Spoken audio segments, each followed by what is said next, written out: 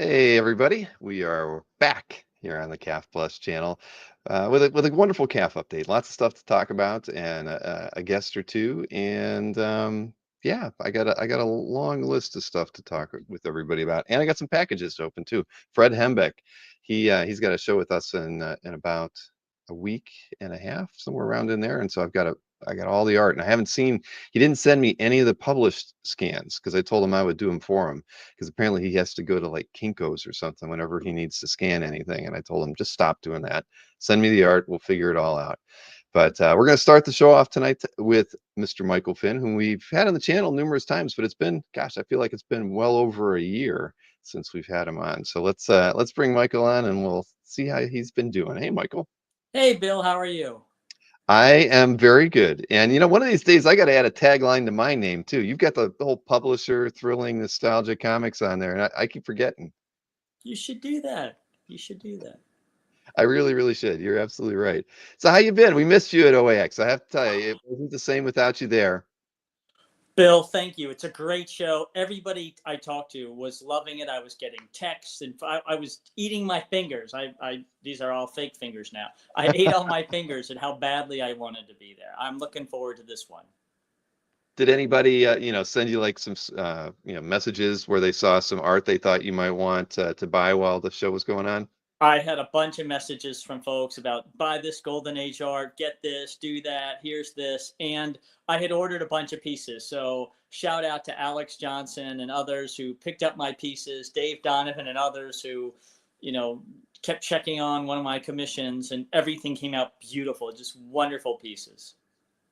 Fantastic. Yeah, it was a good weekend, that's for sure. I think I only got to say hi to Chris once throughout the whole weekend, but it was busy. It was a good time. And again, I do hope you make it back to the show in Me 2020. too. I'll be there. Yeah. Yeah, but you've been busy. I remember when we talked at the first OAX, you had that Frazetta project. You showed me some stuff going on with that. That's going to be coming up next month. We're going to be having more conversations about that particular book. But then you have this other Kickstarter that you've got going on too. It's you're not slowing down in any way, shape, or form. you know? No, I am crazy. I got a full-time job, so I think you probably know and I also write the Liberty Brigade with Barry Kitson and my editor Mark Wade. But I think you might know the origin. Bernard Bailey, Golden Age artist, co-creator of of Our Man and other Spectre and other DC characters. He goes off and creates his own publishing company, and it goes out of business in '45. Okay, that's all anyone ever knew. Actually, what happened was he closed up shop. He gave over 1,000 pages of art to his partner. The partner always intended to publish it. I bought it all from his 93-year-old daughter, the partner's daughter, and I went nuts. I mean, I had to have all of it, and I've been publishing it. That's what Lost Tales of the Golden Age is. And then, of course, I went nuts and bought unpublished art from Harvey and others. But I felt like all of these stories had been penciled and inked and lettered in the '40s, and I wanted them to see the light of day. Well, it's amazing that it took that long for it to get published. I mean, when it was with the family, it never crossed their mind to try to somehow approach another publisher to get that material out there. It's great that you say that. The father, the partner, Bailey's partner, who long passed away, he told his daughter all the time, you need to publish this, you need to be a comic book publisher. But she had other businesses and other things. Hmm. And so it sat. If you want a funny story, so she was 93, she's getting ready to finally retire, and she wants to sell the art. They had all this art, and Bill, they had a couple like rubber mock-ups for advertisements, Hmm. for like getting rid of pimples and meeting girls from 1940 ads. The family told her the art's worthless, but these advertising, print, there must be huge value in those. So she actually didn't believe it. She took it upon it herself to sell all the stuff. They gave me these ad things for free. They sit in my garage. If I could find anybody that valued these, twice up advertisements, I'd happily give them away. Right. Well, they didn't know you were out there, because every time anybody sees something from the golden age, we ask, "Where's Michael?" If it pops up on a Dueling Dealers episode, or if we're looking at a heritage recap, or we're previewing some stuff on an auction house, and we see something from the golden age, everybody thinks of you first. Well, if I could turn my camera around, I have these two great golden age walls. I've got Lou Fine, I have the Detective Comics 25 or 24 cover. I've got Speed. I've got a bunch of Planet Comic prelims. I love the golden age. I Anyway, I should tell you this much. So Bernard Bailey, he gave his start. So who worked there? Gil Kane, John Junta. You already gave away one, but we can talk about him later. Frank Frazetta starts there at Hmm. 16. You'll see art by Charles Voigt, who was a famous cartoonist, fell in hard times.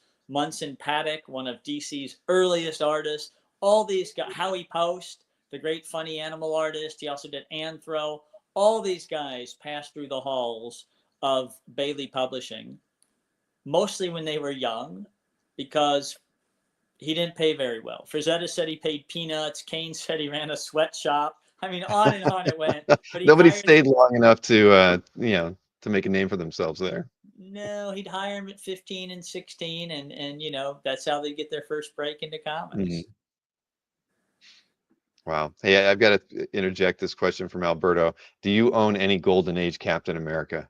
I do, Alberto. I have a full page splash in my CAF from the 50s, signed by John Romita. So with Bucky's and chains, and Cap is there. You'll see it in my CAF. But it's signed by Romita. It's a golden age 1950s. I don't have a 40s page of Cap, but I've got a beautiful 50s splash, so that makes me pretty happy. There you go. And everybody knows your CAF gallery. It's the 1 minute later CAF gallery, filled with the many, many, many commissions you've gotten over the years. And then you layer on top of that all of the Golden Age artwork in your collection, and much of it not on CAF, as Ron Sonethal learned apparently not too long ago. Yeah, Ron just came down here to help me inventory my art, and he came in here and he said, I had no idea. I said, okay, here's 5 drawers of Itoyas. Here's my back closet of Itoyas. Here's 6 drawers of art. And I have to quote Ron. For those who really know Ron, aside from being a great guy, he was an accountant.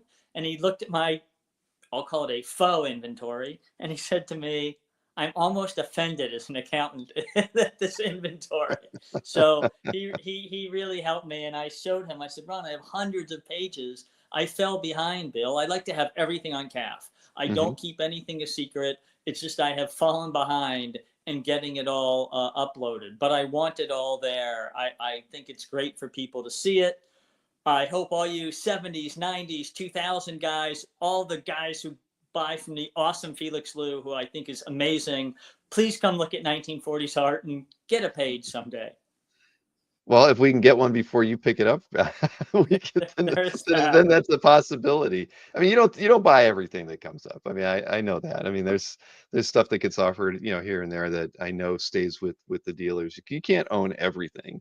No, I wish I could. I cannot. In the last Heritage, I'll scan it up soon. I picked up the Frank Frazetta Personal Romance Golden Age page and the Hmm. 10-page Captain Freedom story by Ernie Schroeder, who I think had a very weird style, but I like it. I wish I could own it all. If I could own it all, Bill, I'd open a Golden Age museum. All 5 fans would come see it, and that would be the end of my museum, but I'd be very happy. I was just thinking the exact same thing. Your art does belong, and it needs a gallery exhibit at the very least, because it's artwork that, like you just said, guys and gals who are collecting since this, the 70s and 80s are my sweet spot. So many collectors today, the 90s is their thing, but we overlook the golden age. We wouldn't have comics if it wasn't for that era. I mean, there's a good reason for trying to get an exhibit like that out there, just to kind of talk about the origins of comics and the creators who uh, were working in the sweatshops in the early days. And there's a good story there, I think. I'd love to see them do that. I have a bunch of OK Comics and Wags, which are some of the oldest comic covers in existence from the 30s. So I'd love for folks to get to see all that and look at it. And I'd like for them, let's say folks like the Punisher. Well, there Mm. was a guy, Sparkman, in the 40s. He would throw his throw criminals off trains, electrocute them, drown them. I mean, he was punishing people way before there was a Punisher. They just didn't get the name right early on. That's the problem. No, and they didn't mind that your 6-year-old was reading the Sparkman, apparently. Yeah, yeah. Well, it was pre-Comics Code, I'd imagine. Or maybe that's the reason why we got the Comics Code, was Very because you were pre-Comics throwing Code. people off Very of trains, and yeah. great stuff, though. Well, why don't here, let me get the link to the Kickstarter in here so everybody knows, your current project. Let's see here. I've got too many windows open. Here we go. Got it now. There we go. So this is your current Kickstarter, and I'll share the screen so everybody can see it. So you started this about 10 days ago, and you got a little less than 3 weeks left on it. So let's talk a little bit about this. Like you said, you got all this material. It's never seen the light of day, and how do you get to this point? Because it looks like you had to put some work into the covers to come up with something for those, and I mean, there's just a lot of work involved pulling this together. There's a lot of work involved. I have a great team. Nicholas Michael from Chris Sotomayor's shop does the coloring. Occasionally we have to write a panel or something if they're missing the words, but it's almost all done. 99.9% was all done in the 40s. I have to kind of organize the story order. I like to have two kinds of covers. We look for a vintage cover that was unpublished, and then we look for a modern version. So I try to do both. So if you look here, on the left, you see Silver Star. That was the original cover Bernard Bailey was going to run in 1946, and it never made it. So it's being published for the first time. And then Kevin West, just great horror, and he came in and just drew Funny Man. This Funny Man predates the one by Siegel and Schuster. This Funny Man was a Nazi Gestapo guard, and he was pretty ruthless. And his victims, when they escaped, they carved a smile into his face. And, as Nazi Gestapo guys like to do, he fled to the United States, where he embarks on a crime wave. And he was going to be one of their main characters and have his own title and run around causing mayhem in each and every issue. He did get published once in Cisco Kid #1. They ran the first story of Funny Man, so we reprint it here, and then we have the second unpublished story right after, so people can see both stories of the Funny Man.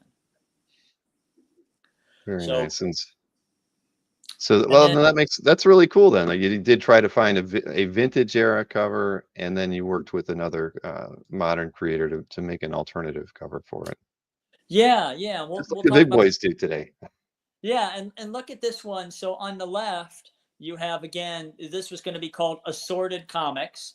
And thanks to Jesse Simon, that image on the left is a complete ripoff of a Joe Simon cover from the 40s. And the top, I guess the artist added that part of his own, but the bottom is a total ripoff. And then on the right, you have Marco Fodera. But this was Johnny Law. He was going to be a superhero. We have the complete story. He would have been one of Bailey's kind of hopefully anchors. And of course, poor old Johnny, he just sat from 46 to 2025, 80 years waiting for his chance to shine. Thank you, David. We appreciate that. Okay, now this I'm super proud of. On the left, these are two Kid Galahad books. On the left is art by Charles Voigt. If we have any strip art collectors here, Voigt was one of America's preeminent strip artists from 1900 to 1940. He drew strips and art. He drew the advertisements for Hostess. They had a little snack cake called a twofer a nickel. He drew those. He was very famous. He had a wife, he had a servant, and he hit the bottle. He lost everything, and Bernard Bailey took him in.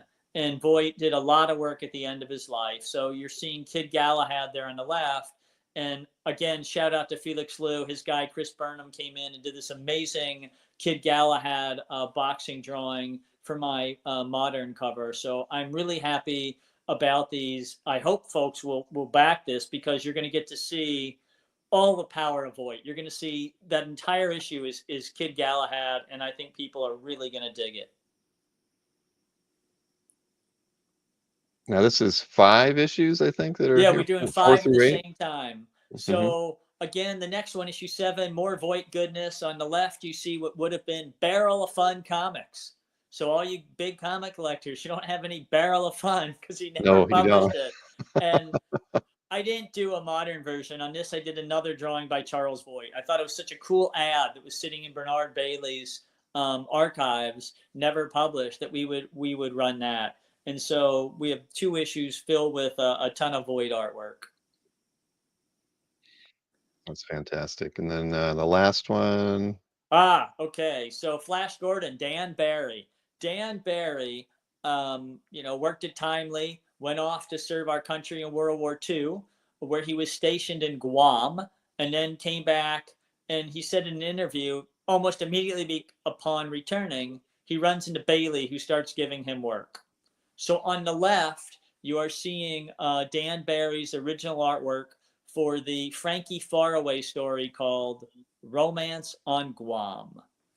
So Dan Barry was in Guam. He worked on that. And on the right, Ron Friends drew Frankie Faraway and all of the characters that he's going to encounter and the stories you'll see, all by the great Flash Gordon artist, Dan Barry. One other little funny story.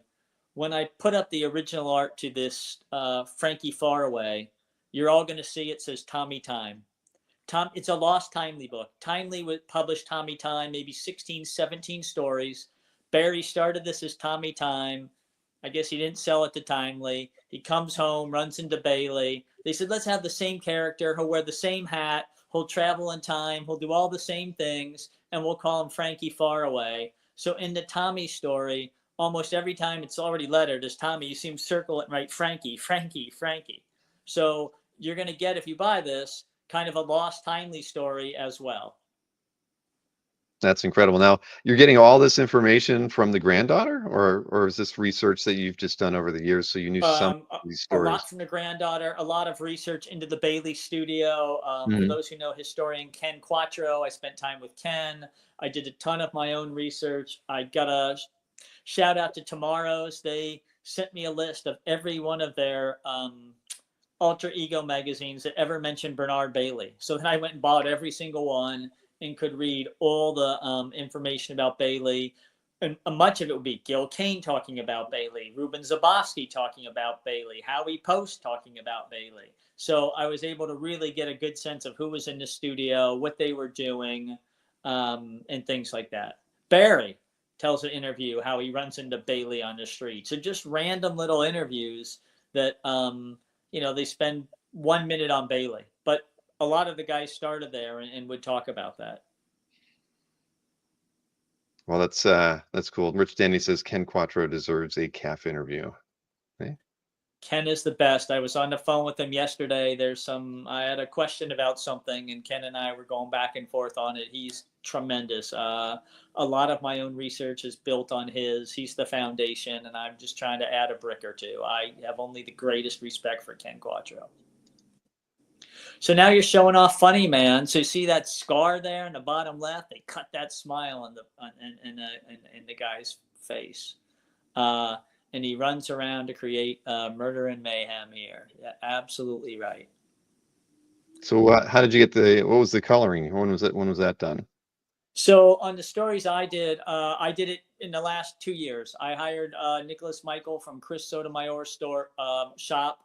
We colored it in a kind of that golden age style, a more simplistic color version, as you'll see when we show if we show some of the pages. But you can really see what we were aiming for. We wanted it to have the look and feel of a golden age book because it was all done in 45 and 46. I really don't write a single word of these stories unless there's like a balloon where the words are lost, and then I usually will fill it in, but otherwise I don't touch it. 99.99 is all exactly as done in the 40s. I like even the misprints that you got Yeah, going on here. misprints, bad spelling, everything. I mean, but just crazy. I mean, who would have thought, let's make a story about this bad Gestapo guy and how did he get to the United States, and then he's running around causing all kinds of problems. So if you go back one, in order to pay cheap postage back in the war days, they would often add a text story and say, "Oh, I'm literature." So they Aha. were getting the cheaper postal by putting these little stories in. Here's a little funny man story, so we put that in. And then if you go to the next story, you're seeing this is the lost funny man story, never before seen, and these are the colors by Nicholas Michael. So you can see we tried to do a nice kind of 1940s look and feel. You see Funny Man running around there. I mean, it's good old 1940 stuff. There's no real explanation for how he got from Germany to the U.S. No explanation for how a guy with a maniacal grin carved into his face can sort of just wander around at times. But okay, we'll go with it. You can see he had Timberwolf hair before Timberwolf joined the Legion in 1970 something. So Funny Man was the forerunner of the Legion's Timberwolf hairstyle. It's interesting. It's full circle here, but it all starts here. It starts here, and if you look here on the page before, he's using the very famous Golden Age circle panels. You don't see those much anymore, but they sure loved them in the Golden Age. Here he's got a kind of a unique panel set up, right? 6 panels, but he's breaking space. He's got a text box.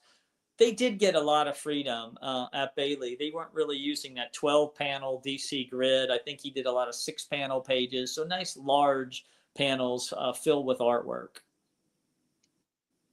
So yeah, here's a nice 6-panel page. You can see the backgrounds are pretty simplistic. They're probably doing 2 pages a day back then. Certainly at least 1, probably 2. And it was all about speed. Again, And did you run into any issues where you're missing a page? I mean, after all that time, and even though they seem like they could have been perfectly complete, were you missing anything? Even a Yeah, panel here or there? in one of our earlier issues, we were missing. Let me see if I have it here. Let me see if I can show you this. Can you? Is this coming through? So Yeah, in this issue there we go. here, I'll open it up. We have the complete story, but not the splash. So Ron Friends drew the splash. I wrote it, and then I sent it to Mark Wade, who read the whole story. And then we went back and forth to make sure we really felt like we captured on that splash page pretty much what was probably going to happen, because we had the whole rest of the story.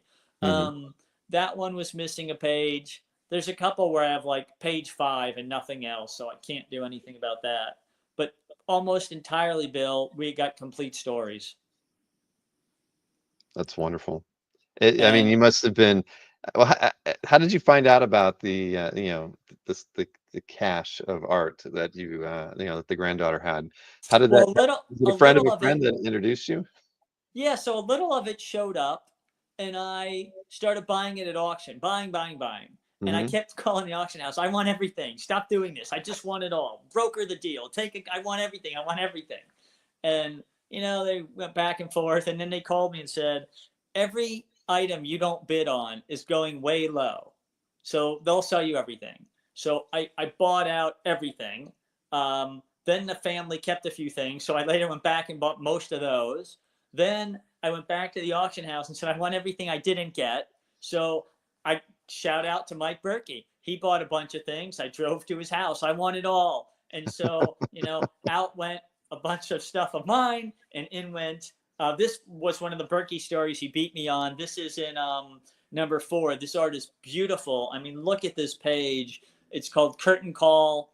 The artist signed his name Schneider. This was one Mike had, and I wanted it from the start.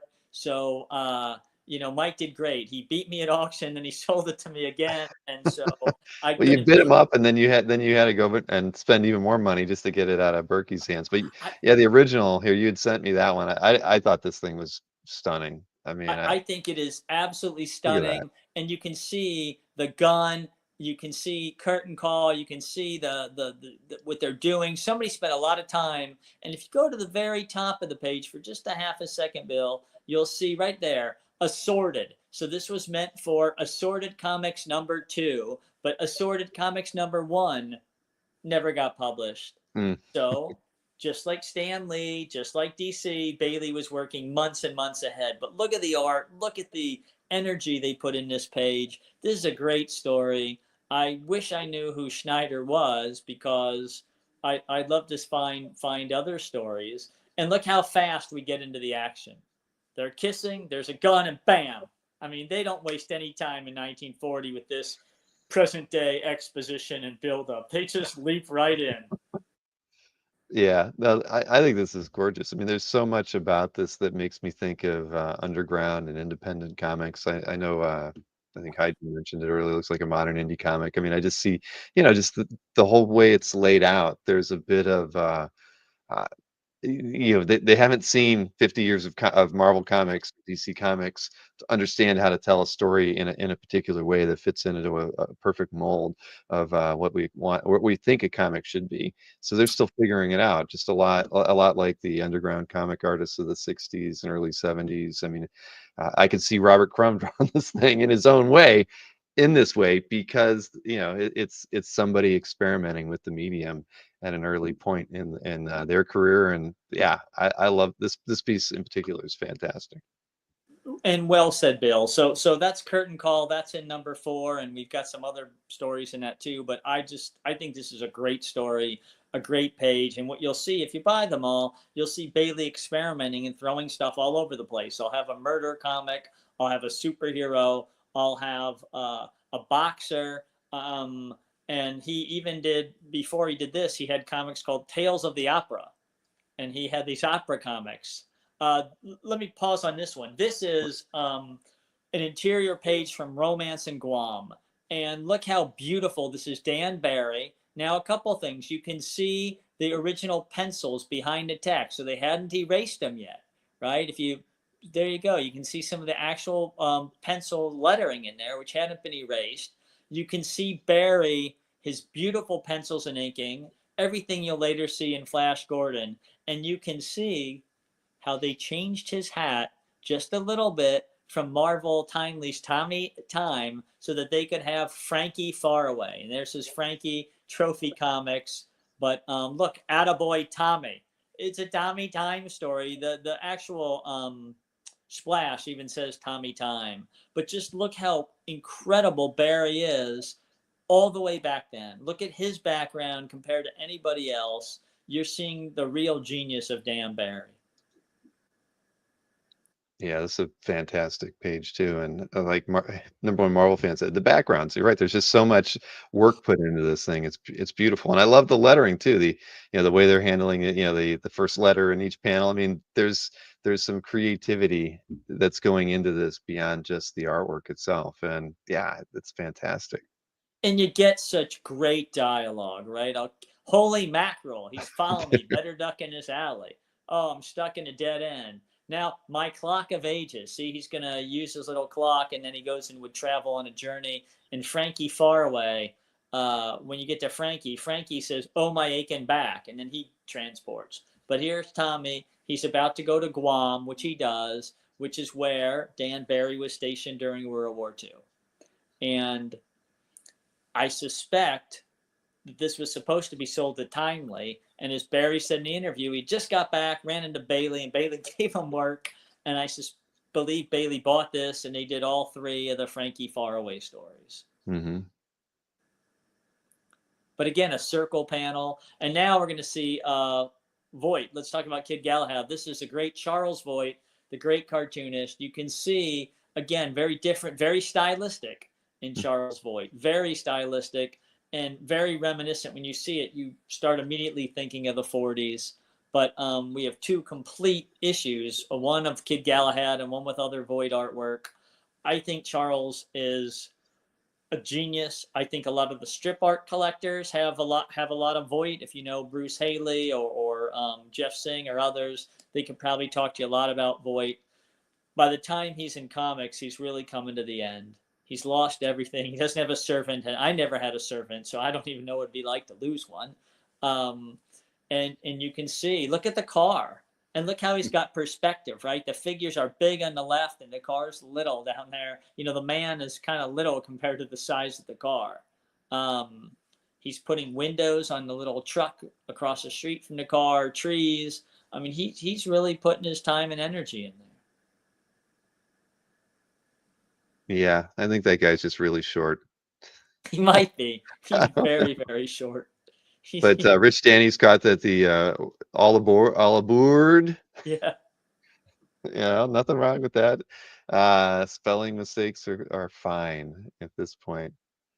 Yeah, I love it. if you pause there for a second, ride with him from Tycunia to Fistania. Tycunia, just like Bruce Wayne, Kid Galahad on the right was this super wealthy guy.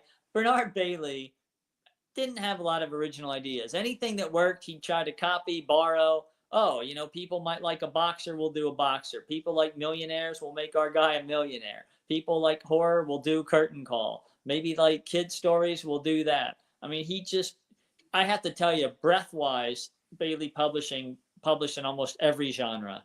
I have later coming up like a space story that looks like it could have been done by EC. So he Hmm. just was all over the place trying anything.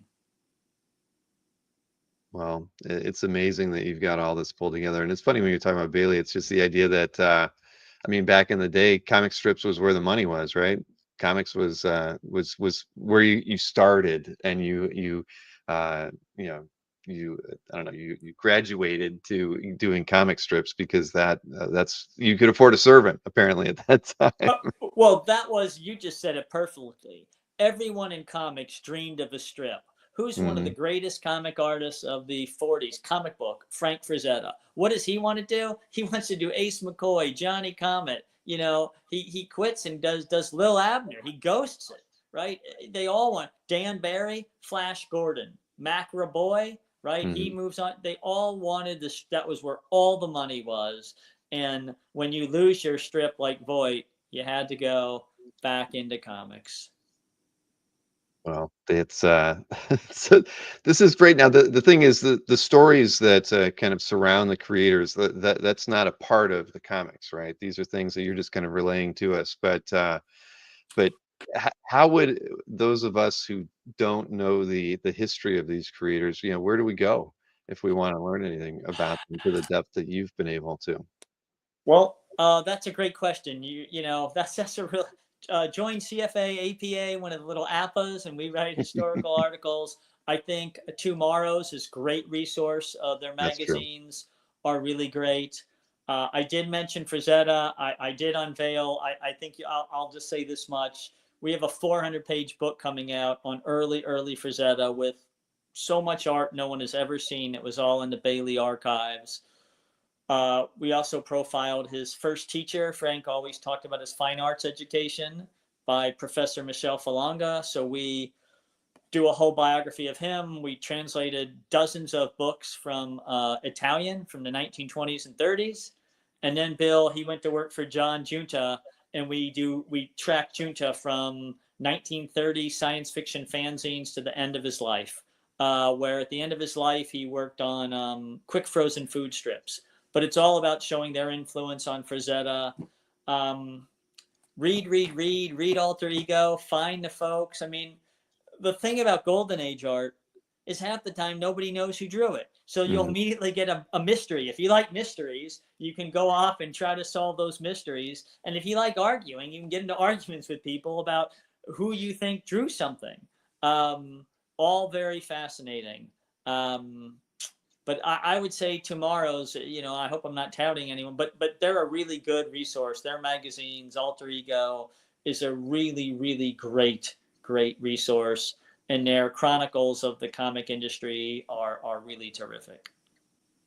Excellent. Well, so we have 3 weeks left on this particular Kickstarter, and like we've already hinted at, there is a Frazetta book coming, and you and I are going to be talking about having a standalone show sometime in May with a few special guests, and we're probably going to do that on a Monday evening. So once we can lock down a few of these individuals, we're gonna have a really interesting conversation. I think people will be very excited by my guest stars, and they really are stars. I'm just the poor little historian, but I think it'll be a lot of fun. I think the projects are a ton of fun. I hope people will back this because we've got about 8 more issues of material we want to get out into the world. And, and Bill, I don't care if thrilling nostalgia is not a profit-making enterprise, I did this for love of comics. I felt like people worked on this 80 years ago. These characters, poor Johnny Law, he's been trapped in someone's attic for 78 years till I sprung him, and then I had to go get him colored. But I really felt like, heck, these people did this work. Let's put it out there. Mm-hmm. And maybe, just maybe, if I'm lucky, a few of our readers will fall in love with the golden age, and that'll be, something to carry forward. Well, I'm looking forward to seeing it. I'm going to back the project once we're done here as well. I know some other people will too. I'll promote the this Kickstarter, in the lead up to its closing, because again, we've got just under 3 weeks to do that. But yeah, I'm happy to do it, Michael. And this is work that needs to be done. This stuff needs to be seen, and I'm glad to know that I get to know the guy who's behind it all. No, I have to give you a plug. For everyone who watches, we all know this. Bill is the biggest supporter of all of these projects. The minute he heard I'm doing them, he says, "Oh, I'd love to have you on the show." I mean, it really is inspirational for me to think, "Oh, I'm going to go do all this work."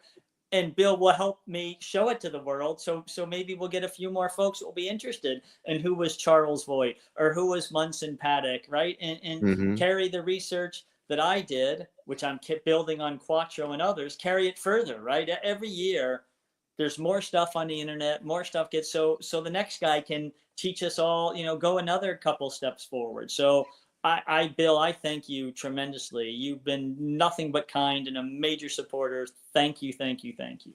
It's my pleasure, Michael. You know that. Anything I can do, to assist you in any of the projects that you've got your hands in. So, I'm always going to be here to help.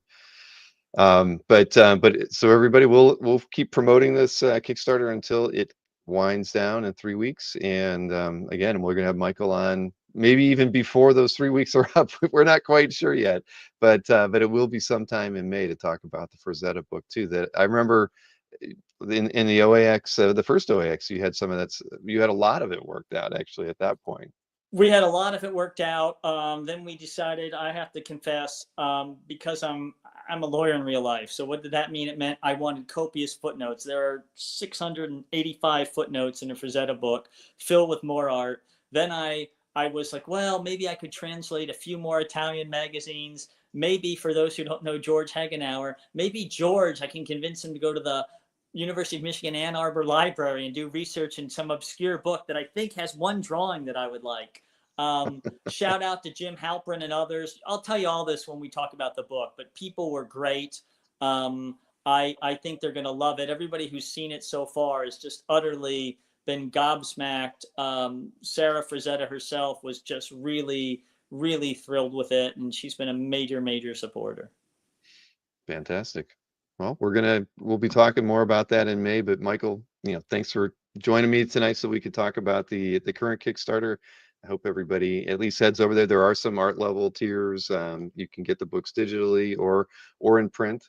So there's plenty of opportunities to pick things up depending on where you live, if you're out of the country, whatnot, whatever's easiest. You're kind of able to fulfill anybody's needs for those things.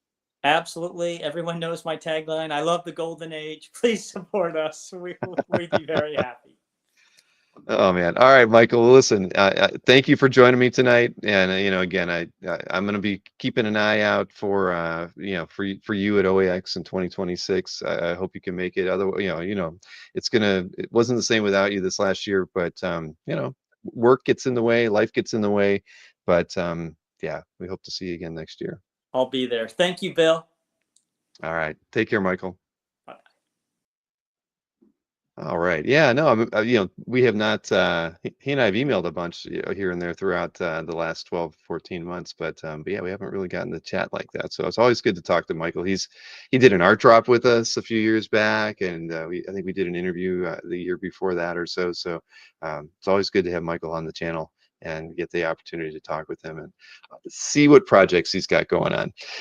All right, we've got a few other things to go over here. So Bob Layton sent me some images earlier today. I guess let's see. Why don't we highlight it here? He's got this colored piece. I guess Bob. I know Bob was in the chat. There he is. I did see Bob Tom Layton. What is that? Oh, and you've got your mini me and the Iron Man suit. I love that. That was from your first birthday in South Korea? Or was that like a cake topper or something? I can't remember now. But here, what do we got? This is a poster for well, it's a Dyson Games exclusive poster with Marvels on it too. We've got who was the artist on there? Bob inking, Gangcho Lee, and then colors by Alex Sinclair. So that's what show is that? It's Osaka Con, right? That's the show that you're going to soon, right? If I'm not mistaken. You're going to do a WTF for us at that show, maybe, right? Or maybe a Where in the World. I don't know what you're going to do at that one, but I expect some video from that one, right? I think we can get that. Ghost from Thunderbolts. Yeah, the Thunderbolts is coming up, isn't it? It's right around the corner. Bob, are you coming back for the premiere? Inquiring minds want to know if we'll get a red carpet appearance from Bob in the next few months. Or it's not even a few months, right? It's gosh, when is it? May? When does it open? May 2nd? Yeah, May 2nd. Stingray just put it in there. So, well, we didn't hear anything about Bob coming to the States, so I'll be doing okay, you'll be doing a Where in the World. All right. Where in the Worlds are fine. WTFs are fine. Either one is good. But so this was a exclusive image that you had for that. And then Joanne Kim, your understudy, who has been doing amazing work. We showed I think the pen and ink version of this image last week, and then it's been colored. Did you color this, Bob, or did she color it? I can't remember what you wrote in the email, but it's still a gorgeous piece, colored or not. Look at that. 3 weeks you'll be in Osaka. Oh, all right. Well, what are you gonna do? What are you gonna do? So she did the coloring on it. It's great. I actually, you're right, because your coloring is pretty striking and very I don't know. If I say it's very 80s, I don't know if you get mad at me for saying that. Very 90s too. So you got your colors are just bright. The way she's colored this is just there's it's a little bit more subdued, hitting on the right highlights. So she's very talented. She's very, very talented. What is this? Alberto says the two best X-Men leaders. Thanks, Alberto. Yeah, you can't even see Cyclops in this one. He's probably not even in the Morlock tunnels right now. He's up, he's having a shawarma or something at street level. So, yeah, Marcus says you can give me your invitation to Thunderbolts. I don't think that they would take that. Do you? No, that's not going to happen. We're going to be paying. He's on a boat, says Chuck Arnold. Yeah, that could be too. Well, I don't know. Either way, nicely done, and I'm looking forward to the WTF episode. Or no, not WTF. Where in the World? We're not going to make it. You're not going to be sitting down doing interviews. You're going to be doing a monologue while you're at the show. All right. But yeah, Bob, if you ever have a show premiere in the States that you need a +1, I'm your man. I'd be happy to go anywhere to walk the red carpet just one time with Mr. Bob Layton. I don't think Liefeld gets into any after parties, Marcus. That's his biggest problem. But yeah, there was it's a Where in the World. Yeah, I got it. Where in the World? I can't wait to see it. So again, Joanne, Kim, and one of these days you're gonna have to get her on camera. Maybe we can shoot a segment of the drink and draw, right? We can do a drink and draw segment. Maybe you can get her on camera doing some of the artwork. Guys, anyway, all right. So we'll move on from that. So I don't need to walk the red carpet. I don't need to be a +1 if that's what it comes down to. But hey, everybody's complaining on social media today about that Fantastic Four trailer. Do you all see that with the with the Silver Surfer? Nobody's happy with a female Silver Surfer to kind of kick back, restart the Fantastic Four in the MCU. But we did it first, where everybody complained about the our choice for a Silver Surfer, and I'm sure many of you would remember those.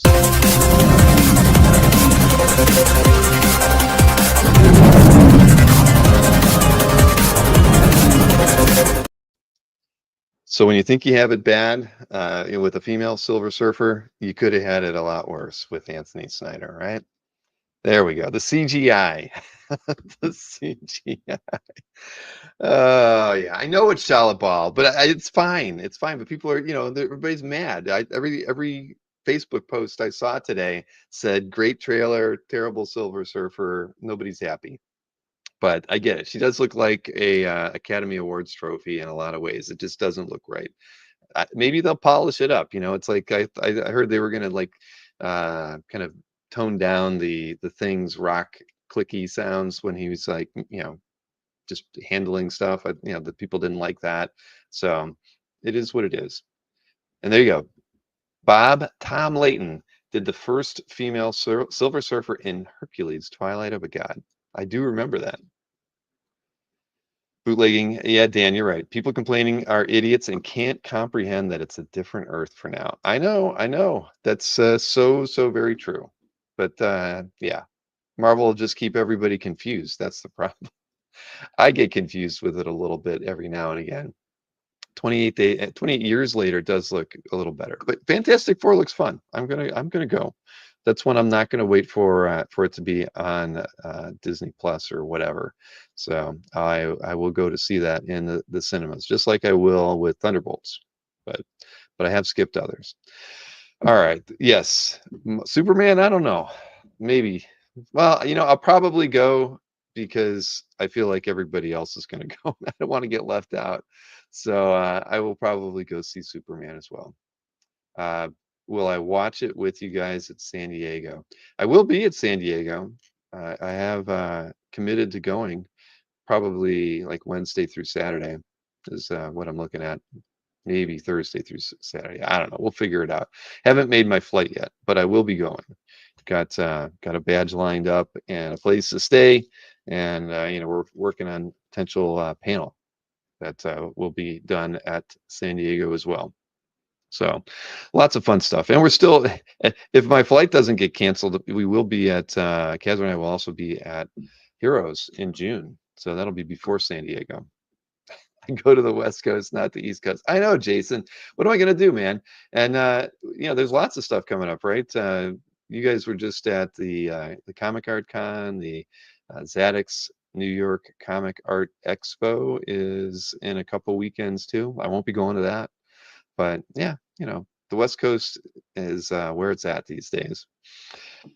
All right. So what else we got going on here? Comic Art Live is going on right now. I don't know if anybody noticed that we launched the booth setup today. I didn't send out an email. I was going to do that tomorrow. Remember last Thursday we started mystery sketches again, and then this Thursday we said we were going to roll it out. I think I rolled it out late in the afternoon. It was probably around dinner time, right around the time the mailing went out for today for this show. I put that out there. Graphics Con. That's right. I forgot about that. He did change the name. He had that banner at OAX, Graphics Con. I can't get used to it. Graphics with an X. I don't know.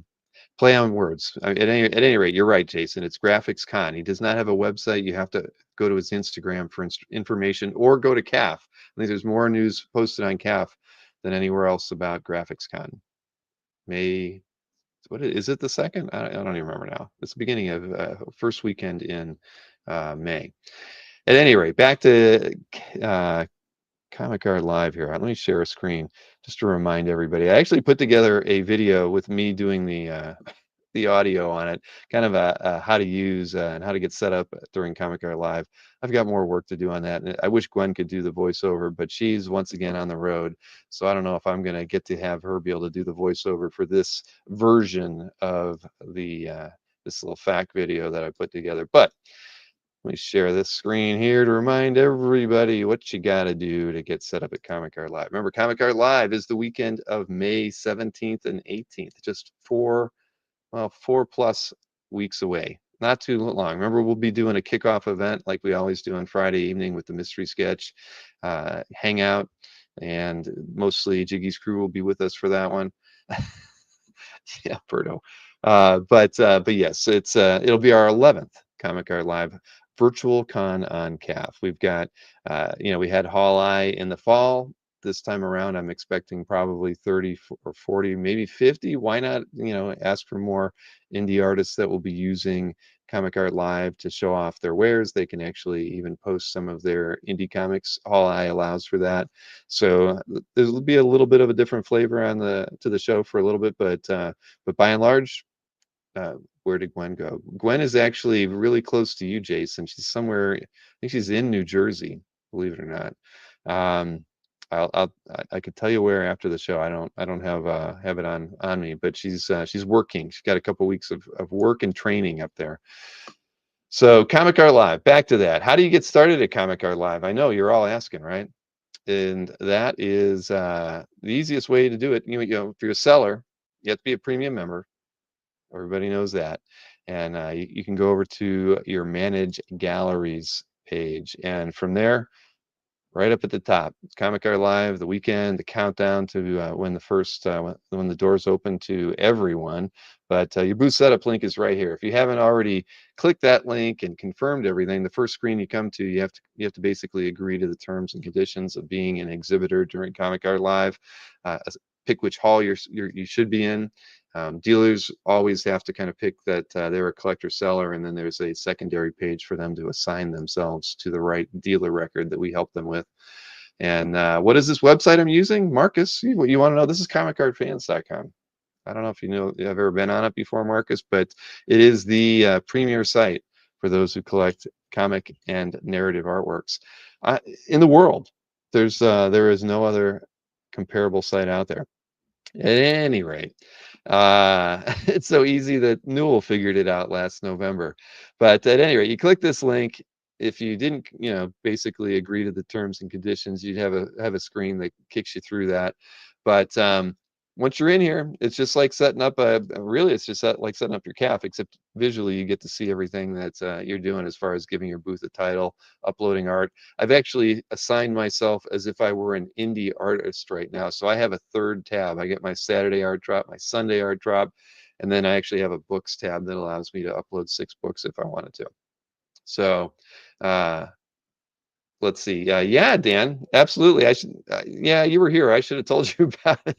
As an indie artist, if you want to show off some of your books and some of your art, you're absolutely have the opportunity to do it, Dan, just by going in and claiming your Comic Art Live exhibitor booth and setting yourself up to be in Hall I.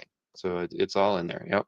And like here, it's all the stuff is kind of again, it's very similar to setting up your CAF gallery, just a little different because we have a Sunday art drop and a Saturday art drop and your books. But the main stuff that I think that a lot of people forget about is on the booth details. That you want to always make sure that you put in information about how people can reach out to you during the show. Everybody's going to be able to contact you via email, but a lot of times you guys like to haggle. We know it. You know it. So what we do is you can actually put in your Facebook Messenger handle. You can put in a WhatsApp number, and that just allows people to text you directly during the show, so you can do some negotiating that isn't just back and forth through CAF mail. So always a good thing. For those of you who want to do it, we do have the built-in checkout system for those people who want to use it. We haven't. Am I showing my phone number? Oh, crud. Kaz, you just had to point that out. We could have done something to hide that. I could have blurred the screen or something, but no. Oh, well. At any rate, I'm not going to show that again. Let me go back to, yeah, all I need is my phone to start blowing up right now.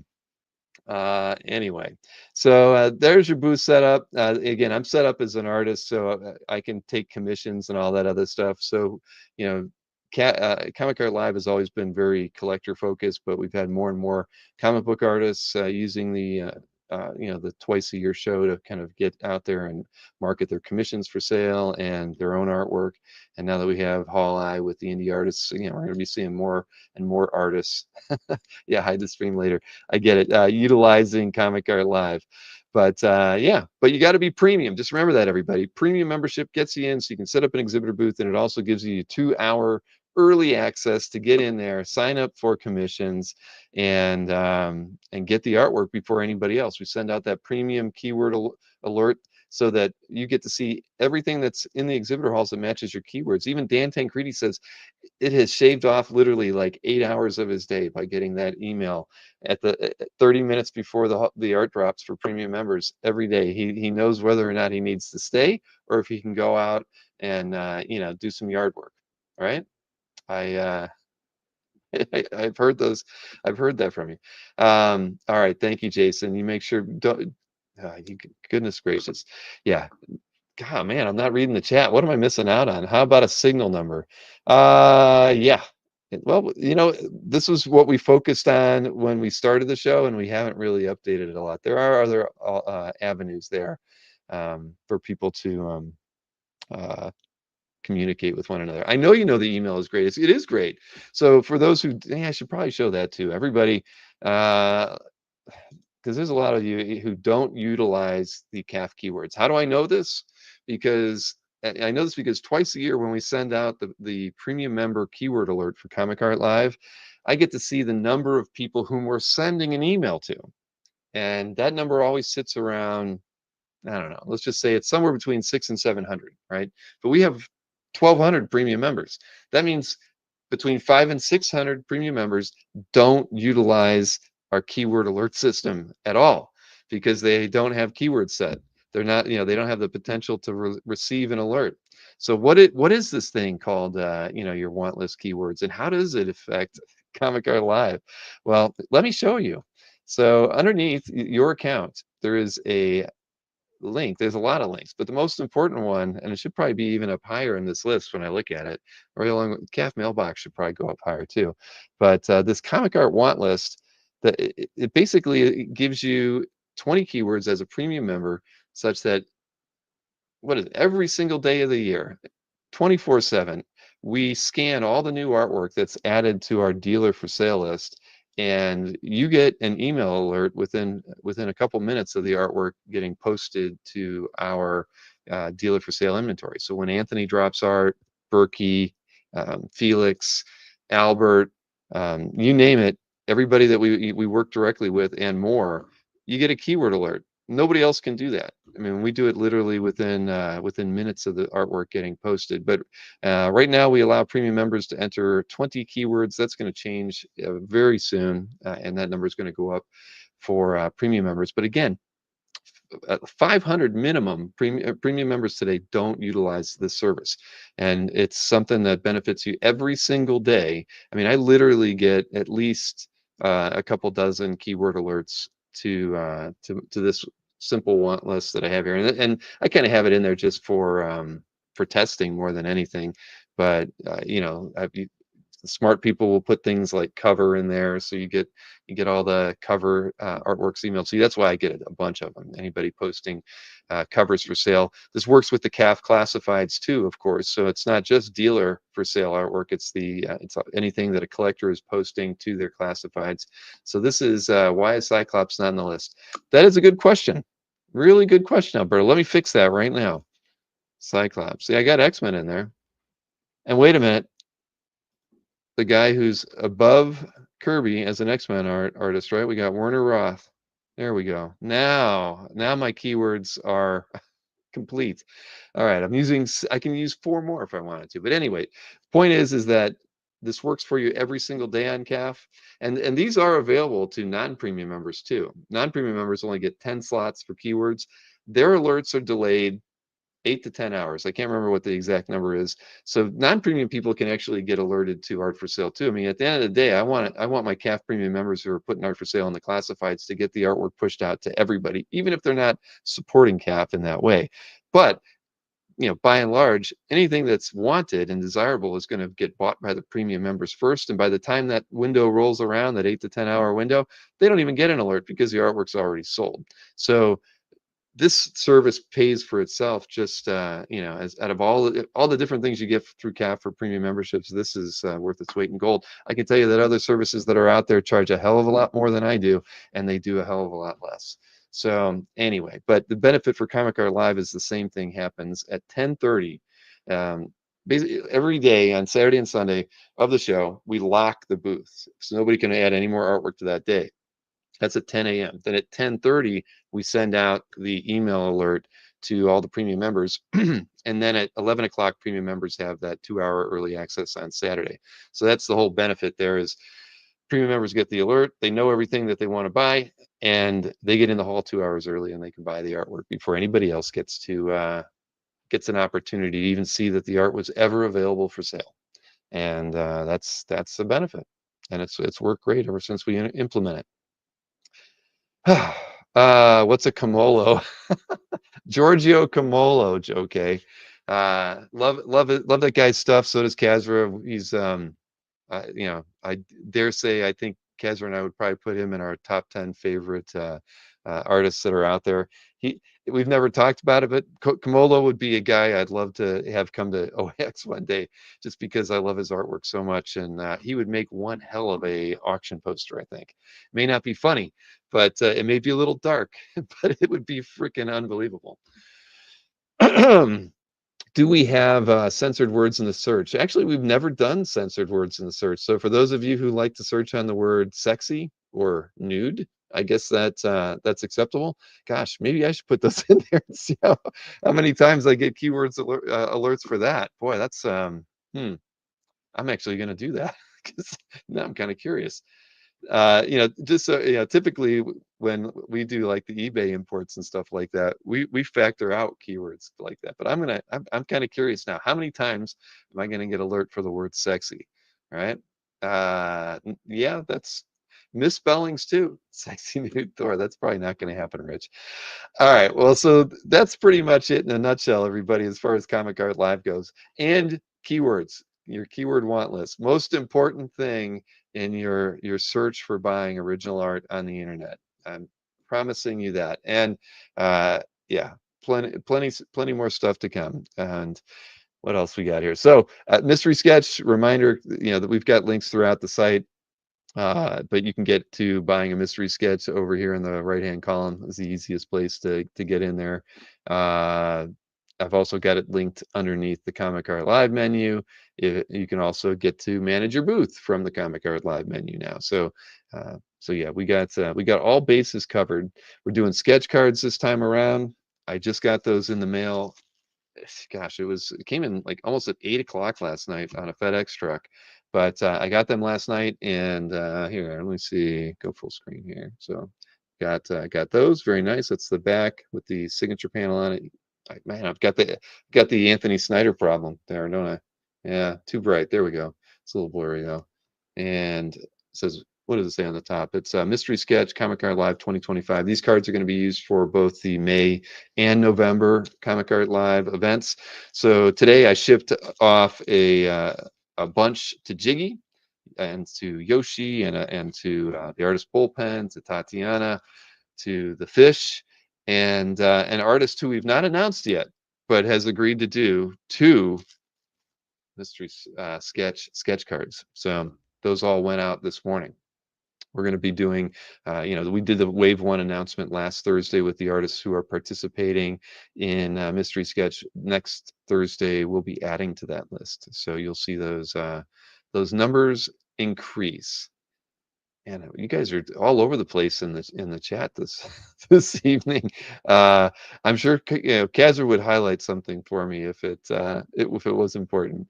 But anyway, so we did modify the mystery sketch sign up just a little bit so that since we have a sketch card option now, when you're looking at the lists of artists that are participating, whether they're individuals or they're repped, we did kind of break everybody out by those artists who are doing mystery sketches and sketch cards versus mystery sketches only, or in some cases, sketch card only.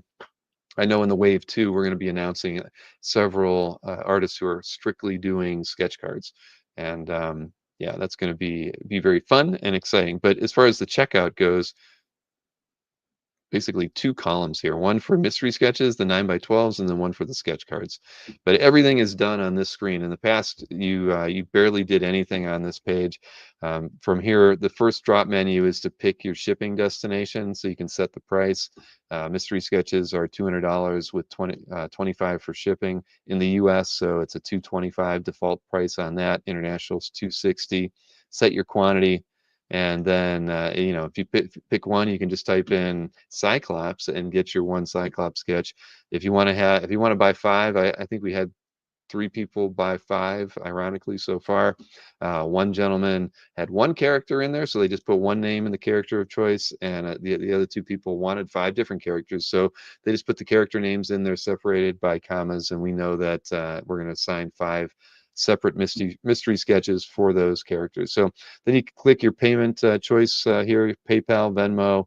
Checkout is just for credit card. So yeah, lots of different ways to do it. Where's Wayshack? We don't have Wayshack on the list at the moment. You never know. I don't think we've talked to John about it, but John, John does a really good sketch card. I think we all saw a few of those that came out of OAX this past January, and they were phenomenal. How many is Alberto getting this cycle? I don't think Alberto's bought his yet. So you never know. You never know. But either way, these are the forms. Pick one or the other. Unfortunately, if you want to buy a couple sketch cards and a couple mystery sketches, you do have to make 2 orders. This automated checkout system that PayPal gives us doesn't allow it to work like a shopping cart where you could pick 5 of one and 4 of the other.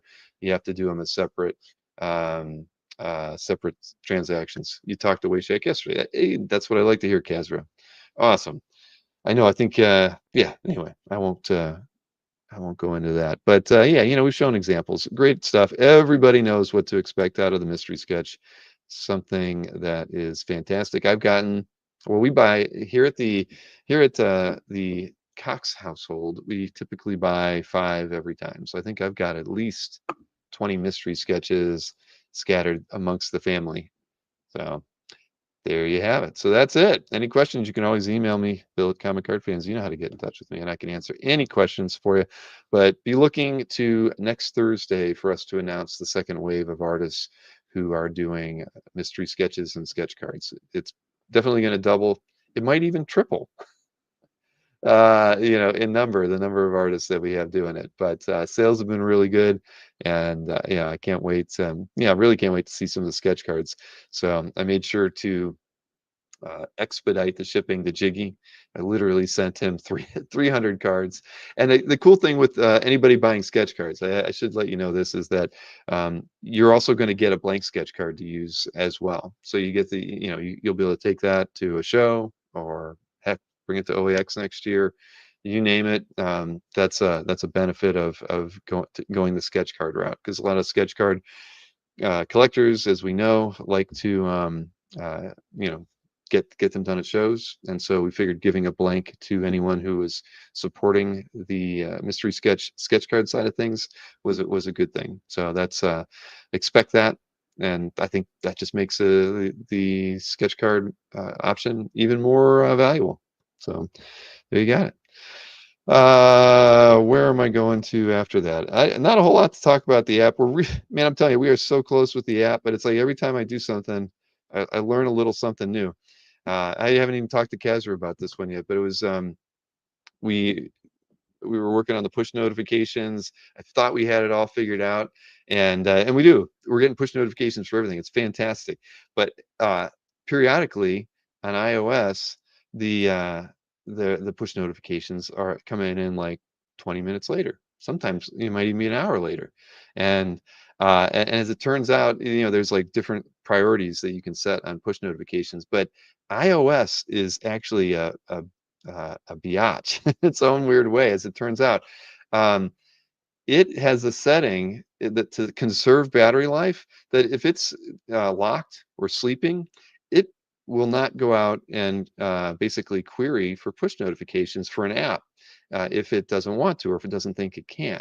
There's actually an extra setting. I know Stingray iOS sucks. I didn't realize this, because I was talking with Andy, the developer, and I'm like, well, I know dang well that every time I get a Gmail and I have the Gmail app on my phone, it pings me every single freaking time. And I know Facebook does too.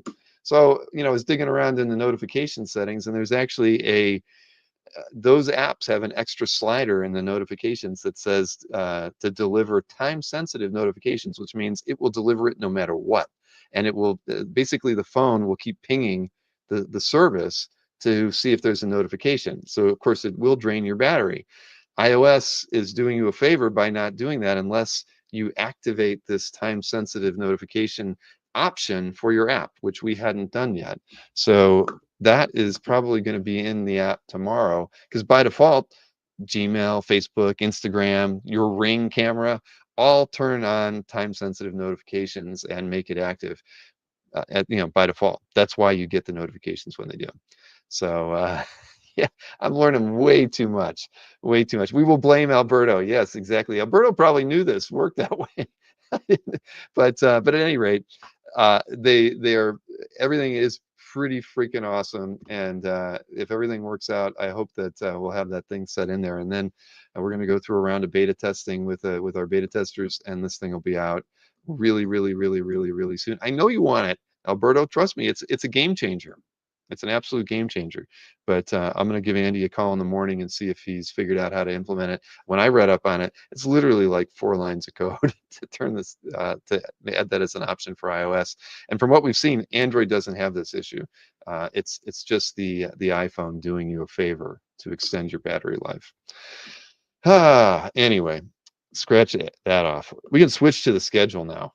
What is this? Alberto's busy. Yeah, he is. That's gotta. Oh boy. Anyway, here, let me show the schedule here. Um, I've got a bunch of stuff on here. This Saturday, I've got Joe Phillips. We haven't had Joe on for a couple of years. We've only done one show with Joe, and we're gonna have him back. I mean, Joe's had some health problems, as everybody, if you remember. Uh, Hero Initiative has helped out Joe a great deal over the last 4 or 5 years. He's had, we'll see. I won't go into it, but if he chooses to talk about it when we have the show, we will. But he has some vintage artwork for sale, and I've actually got it, some stuff I'll show after we're done with this. But I don't have proper scans. He sent me everything photographed, and it all arrives here tomorrow. So I'll take care of scanning everything and making it look really nice. But Joe, the first time we had Joe on, he had a ton of card art. So we don't have that. But we've got some very early pieces in his career, some Heretic cover, which might be the cover to issue 1. I don't know. I mean, I was kind of surprised some of the stuff he sent photographs of that I thought he was going to hold on to. But we're gonna have a variety of pieces from Joe, and it'll be interesting. And we'll be taking super chats during the show, and that will all get donated to the Hero Initiative on Joe's behalf, so that the money 100% will go to Joe, that they'll turn around and use it for any of the things that he needs. So there's that. Then we have Tatiana's first showing of All Access Art. That will be next Tuesday at 3 o'clock. That evening, I've got Patrick Reed on, the gentleman who's worked with setting up the Marvel exhibit, the Kirby Skirball Museum exhibit that starts in May, that has its opening at the end of this month. The Spidey exhibit in Chicago. Pat's done a whole lot of work and he's been globetrotting basically with the Marvel exhibit, but it'll be fun to get him on the show. Matt DiTullio will be doing an art drop on Wednesday night with me next week. We've got a Fred Hembeck sale next Saturday. We're going to be unboxing Fred's artwork in a minute here too. Then on the Tuesday after that, the first card art exchange show will debut at 3 o'clock. Then that evening too, I've got Sarah Jane back for a illustration preview. Regular D&D show, the second IC3 show will be on May 6th. Then, actually, it's going to get changed up a little bit. Chuck Costas and I emailed this evening, and he's going to actually move to the 13th. So we kind of hinted at this. Chuck was one of the people who got affected by the fires in California and lost some of his collection, unfortunately. And by the grace of the comic art collecting gods, he had sent a lot of his Zek art work to the exhibit that's going on in Indiana right now. So fortunately, most of his prized possessions were not in the home when he had the issues. And so we're going to talk to Chuck a bit about about what he's gone through, the issues with insurance as it relates to collectibles, and he had collectibles insurance with that company. I know many of you do as well. So he's going to talk a little bit about the process and his experience with that, and I think it's going to be a conversation I think everybody's going to want to tune into. But it will be the 13th. We did change that, so I'll have a different show that evening. We've got an amateur dueling dealer show between Jordan and Michael Lovitz on the 7th. Then really kind of back-to-back collectors cash events on the 10th. That's gonna be a really fun show. I don't want to give away the details until we're ready. It's not it's a Saturday, so it's not going to be an art sale show. It's going to be one with some artists on it. I think you're going to enjoy it. And then the next collector cash will be that Tuesday after that on the 13th. Then Comic Art Live, Patrick Kahanick, and some other art sales going on. And I should point out and remind everybody that Benno's got that get together in Atlanta, and that's on the 26th. So 10 days away. His email's on there. You want to RSVP with him. And then we've got Tom McDonald and Josh Flanders are organizing a meetup in Chicago in May 16th. That's the night before Comic Art Live. So I hope all those collectors that go to that Chicago meetup have their booths all set up and they don't drink too much. So they get up early so they can buy artwork during the show. But yeah, look, there's Jeff Moy sitting over there having some spaghetti or something. And I see even Chris Kalacki's there. Man, everybody's here. Wait, is that Joseph Melchior? My goodness, it's a who's who of people hanging out in Chicago. So anyways, and then of course, Stephen Davich. I mean, that smile, that smirk, my goodness, what a handsome man. So there you go. So that's all that. I haven't been watching the chat at all. But if you have any questions about the Chicago get together, Josh and Tom, they're in the chat. You know where their CAF galleries are. You can head on over there and shoot them an email through their CAF gallery, and they will get you the information. Club Lago, wonderful place. I think that the first time I ever met Kazra in person was at a Wizard World Chicago, and we ended up having dinner at Club Lago. God, that was 20 years ago. It feels like it must have been. So yeah, so that's the schedule stuff. I don't think I forgot anything in there. No, I did not. So packages. Let's take a look at some stuff here. So Chuck Costas sent me a package from Prop Store, I think. Yeah, it was hey, it's good when you work with a company that can wrap whatever you're sending out for you. So I gotta get that perk. Well, I do. I actually use my family. When I say that I shipped all of those sketch cards today, I really just set the stacks aside and handed them over to Emma, and her and Maureen packed everything for me. I did have to take it to the post office though, because guess what I picked up today at the post office? The baby chick order came in today, and I ordered 8, they shipped me 9. I ordered 8 because I was thinking I only was, I was going to end up with 6 was my plan. I figured there's no way they're all going to survive getting mailed. Well, they all did, and even the 9th one survived. So now I have 9 baby chicks in the house right now. So I videotaped it all, even when I got it from the postman. So we'll have there'll be some memes. There'll be maybe a small documentary about these chicks at some point.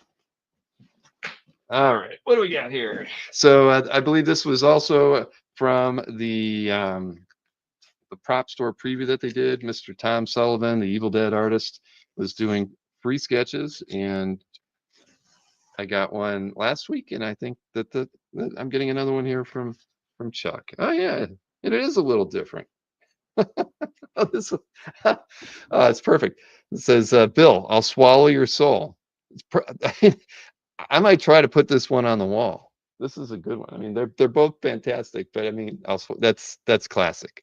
That I don't think Maureen will come in my office anymore, but that's awesome. So thank you, Mr. Costas, for this. That's so good.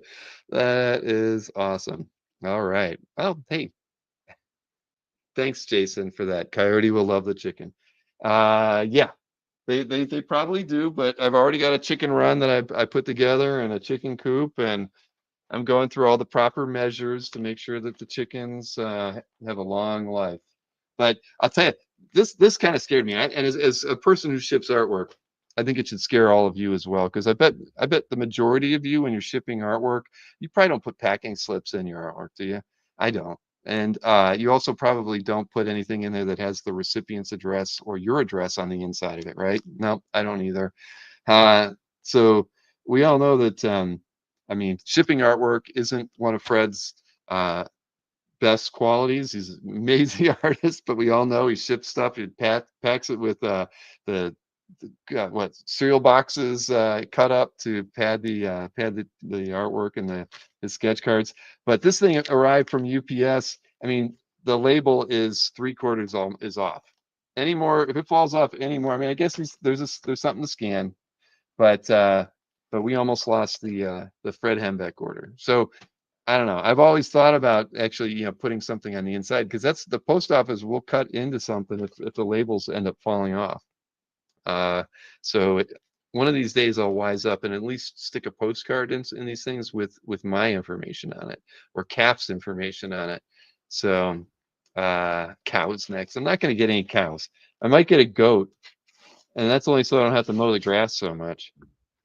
But anyways, let's see what we got here inside Fred's package. But yes, I would. So the thing is, and I've done this numerous times, because once again, when the art's getting packed, it's usually Emma and Maureen or Gwen that helps out. And Emma always is putting the labels on. Whenever she puts the label on, and I see like 1/8 of an inch of tape around the edge, because I'm still the one who drives it to the post office, I will set that one aside and put an extra piece of tape on it, because I am so paranoid about these damn things falling off. But every now and again they get into this I'm going to conserve tape mantra, and I'm like, tape is cheap. We lose some artwork, we're in trouble. Oh man, what did it's like he taped it in here. What did he do?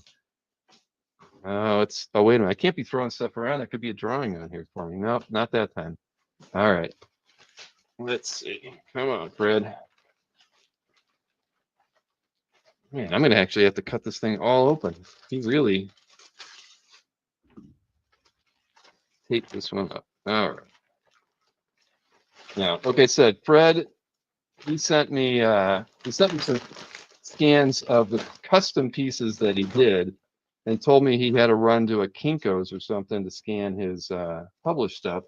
And I told him not to do that, because I can do it for him. So let's see. So I'm going to be seeing some of the stuff with you for the first time as well. All right, so let's see.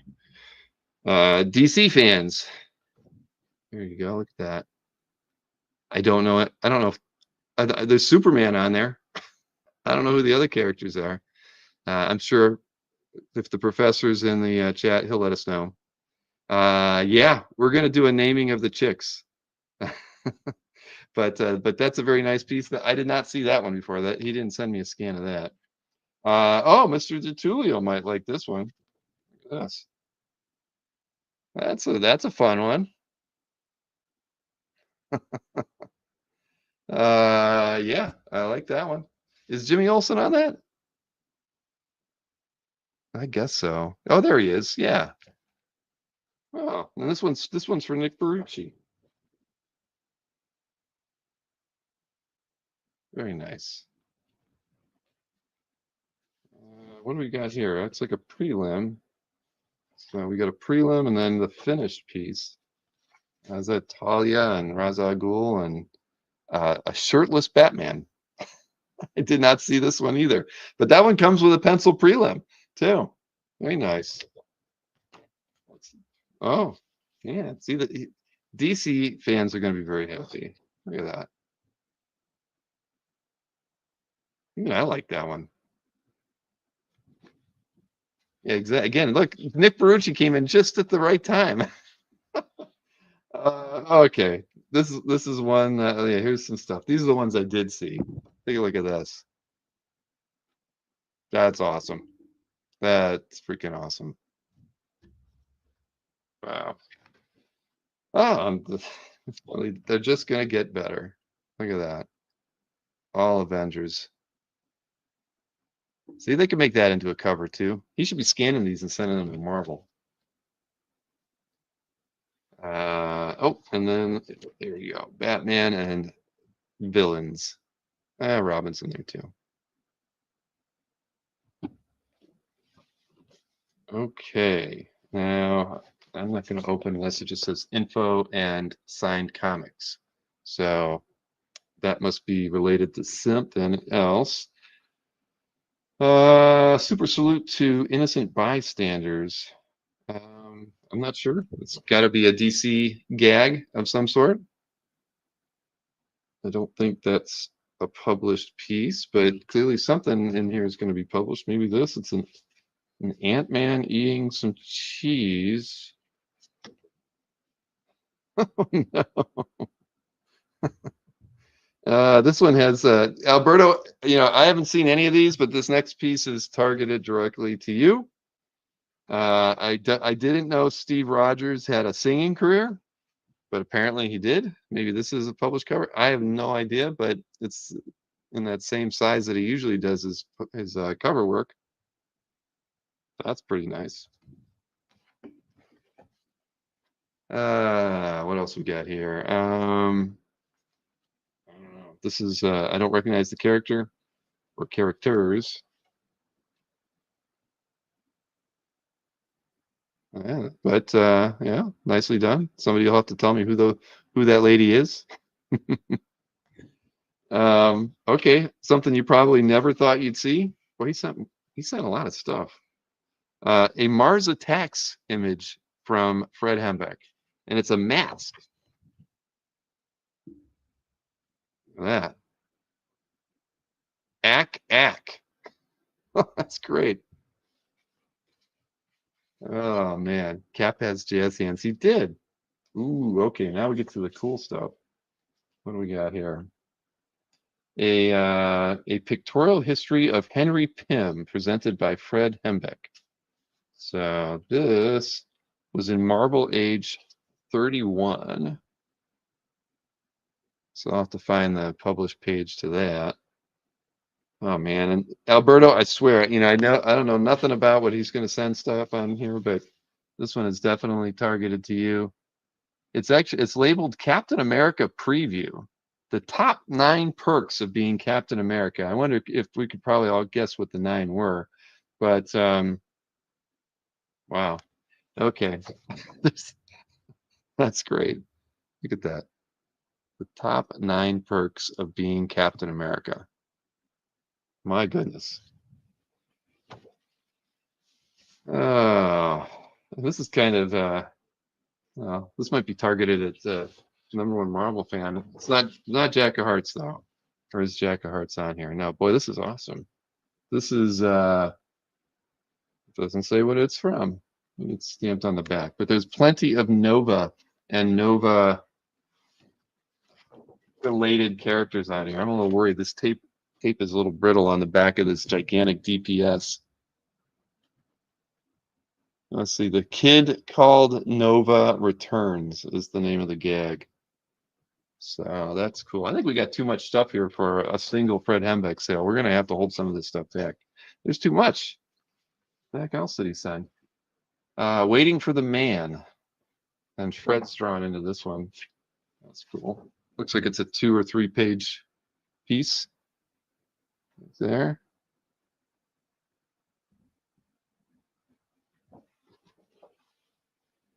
I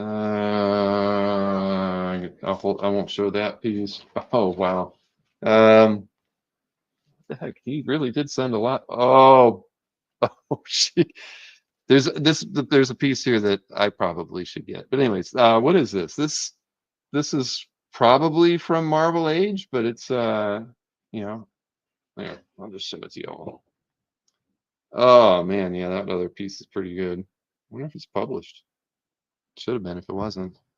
That's a really great one right there. But for X-Men fans, this next one, and it's the last one. Did it say? It's actually got it's got a Marvel stamp on the back. Shoot, what's it say?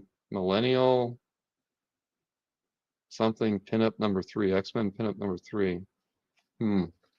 Okay, well, there you go. Look at that. I don't know what it's from, but I'll have to do some digging. But clearly a published X-Men Splash, and not small like most of his current stuff. Even when he's drawing covers these days, he's doing it on 9 by 12. This is looks like it's 12 by 17 ish. So it could have been done on 11 by 17. Clearly, it's got a lot of extra space on this side here. But wow, are those claws straight enough for you, D'Ambrosio? Anyway, wow, that is a haul. There is no way we're gonna go through all this stuff on one show. So I'm gonna have to get with Fred.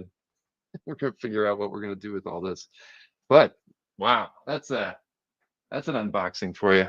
That's on par with a Felix unboxing, I think.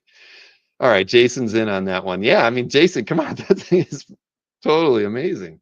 I gotta once I figure out what it is, I'll let everybody know. All right, so we can move on to a page I love with Josh Cassara, which we can thank Jason for. Apparently, he's like a matchmaker. He went to Kevin, and I think he went to Kevin and said, Josh is the guy you want to have, on for a page I love segment. So we'll see. We get to hear Josh talk about an artwork by Jim Chung, actually, from a kind of a cosmic Thor versus Thanos splash page. What does everybody tell? Oh, come on. I'm afraid to do it. There's more than 20 pieces there, man. That's at least 30 pieces. And remember, we do them all at auction. That's the challenge. I mean, I guess we could do 30 pieces at a time, but I got to talk with Fred. Oh, Kevin came to you for help. All right.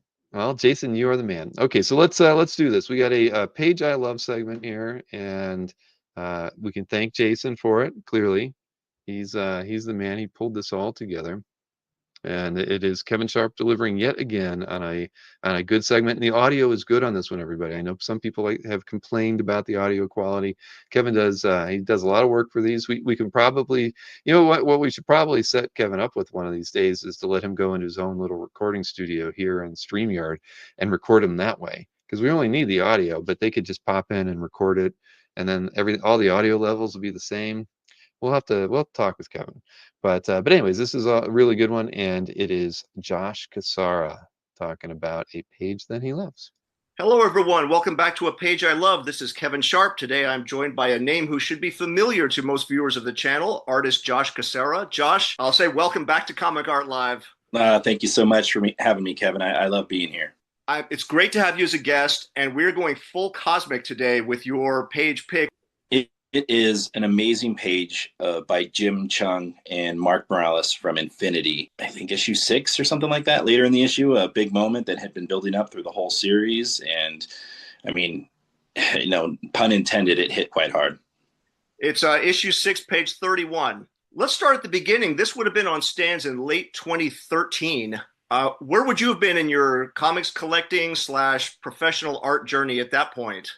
So at that point, I was not a professional. I was trying to break my way in. I had turned my life at around 2011, 2010 is when I decided this is something that I really wanted to do. And so I'd kind of just put my all, gave it a good old college try, as you might say. And that was kind of I'm right at the cusp, because I started getting professional work and getting looks probably about 2014, but my real work first started coming, I think, 2015 into 16. So I'm kind of in the prime consuming everything I can get, right? And then amazing artists, and this series comes with, it has Jerome Opeña, Lionel Yu, Dustin Weaver, and Jim Chung. I'm an artist, and I've read 5% of every book that I've read. I would buy them for the art, And so I finally read it years later, but back to I just would buy stuff just to follow artists and just consume it, and take in what they're doing and how incredible their work is and all their little tricks of the trade that they do. And that was one of them, where I was already a fan of Jim Chung and I liked his Thanos, and his style was so cool. But that moment in the whole thing, there's some big moments in the series, but that moment, it was beautiful. And later on was when I think maybe Mark Morales posted it on social media, the inks to it. And that's when it really kind of blew me away. Like, I already had known it. That was the page that stuck out in my mind from the series. And then when I saw the inks for it, it just amplified it in my mind. So let's jump in. The viewers will see the pages we're talking now. I mean, what can one say really about this? Is just like a kaboom of a page. Why don't you kind of talk us through it? Of everything in the series, how'd you land on this one? You know, there was a couple pages I was trying to figure out. You know, there was some ones are very about the storytelling and the minutia of that, and some great examples. You know, Frank Quitely stuff. Or I was going to go actually with a Trad Moore, but I realized this was a page that I have looked at one of the most. Like I would kind of always go back to, and there's, you know, storytelling wise, you know, Thanos he's like, is that all you got? Something like that right before this page, you know, the page turn, it's all of a sudden, you know, he gets blasted by light. And he's like, oh, what do you got? And bring it on. And so then you have the page turn. It's like a half splash or just a little more than a half splash. And it's Thor coming down. The impact is great. And Thanos is this giant, right? And he's not obliterated. If Thor's hammer would usually, he's just kind of almost like sideways and his neck is slightly turned. And there's this great white space in the middle of like where the contact is made. So it's a combination of where the contact is made and the flash of light and the lightning. And then, my favorite part, of course, you have like the little bits of lightning peeling off, but it's the cascading effect and the ripple effect of the chainmail just slowly piecing off. And not the first ones, like just off the hand. It's like it kind of built. It's like you can kind of see the ripple, or it kind of builds off of it, and like the pieces come off like a shingles in a hurricane, right? And like it's a cause and effect. It studies where, you know, I see people, they throw punches and it looks really clean, but like there's these bits and pieces flying off, really showing the impact. And I think I've taken that in my career of like showing somebody get punched or an impact, and like little bits of matter are going to help because I'm drawing a still image, but those little pieces kind of make it go in motion for you. And I think I've seen other artists do it great, but that one is like the quintessential example that I think I always go back to.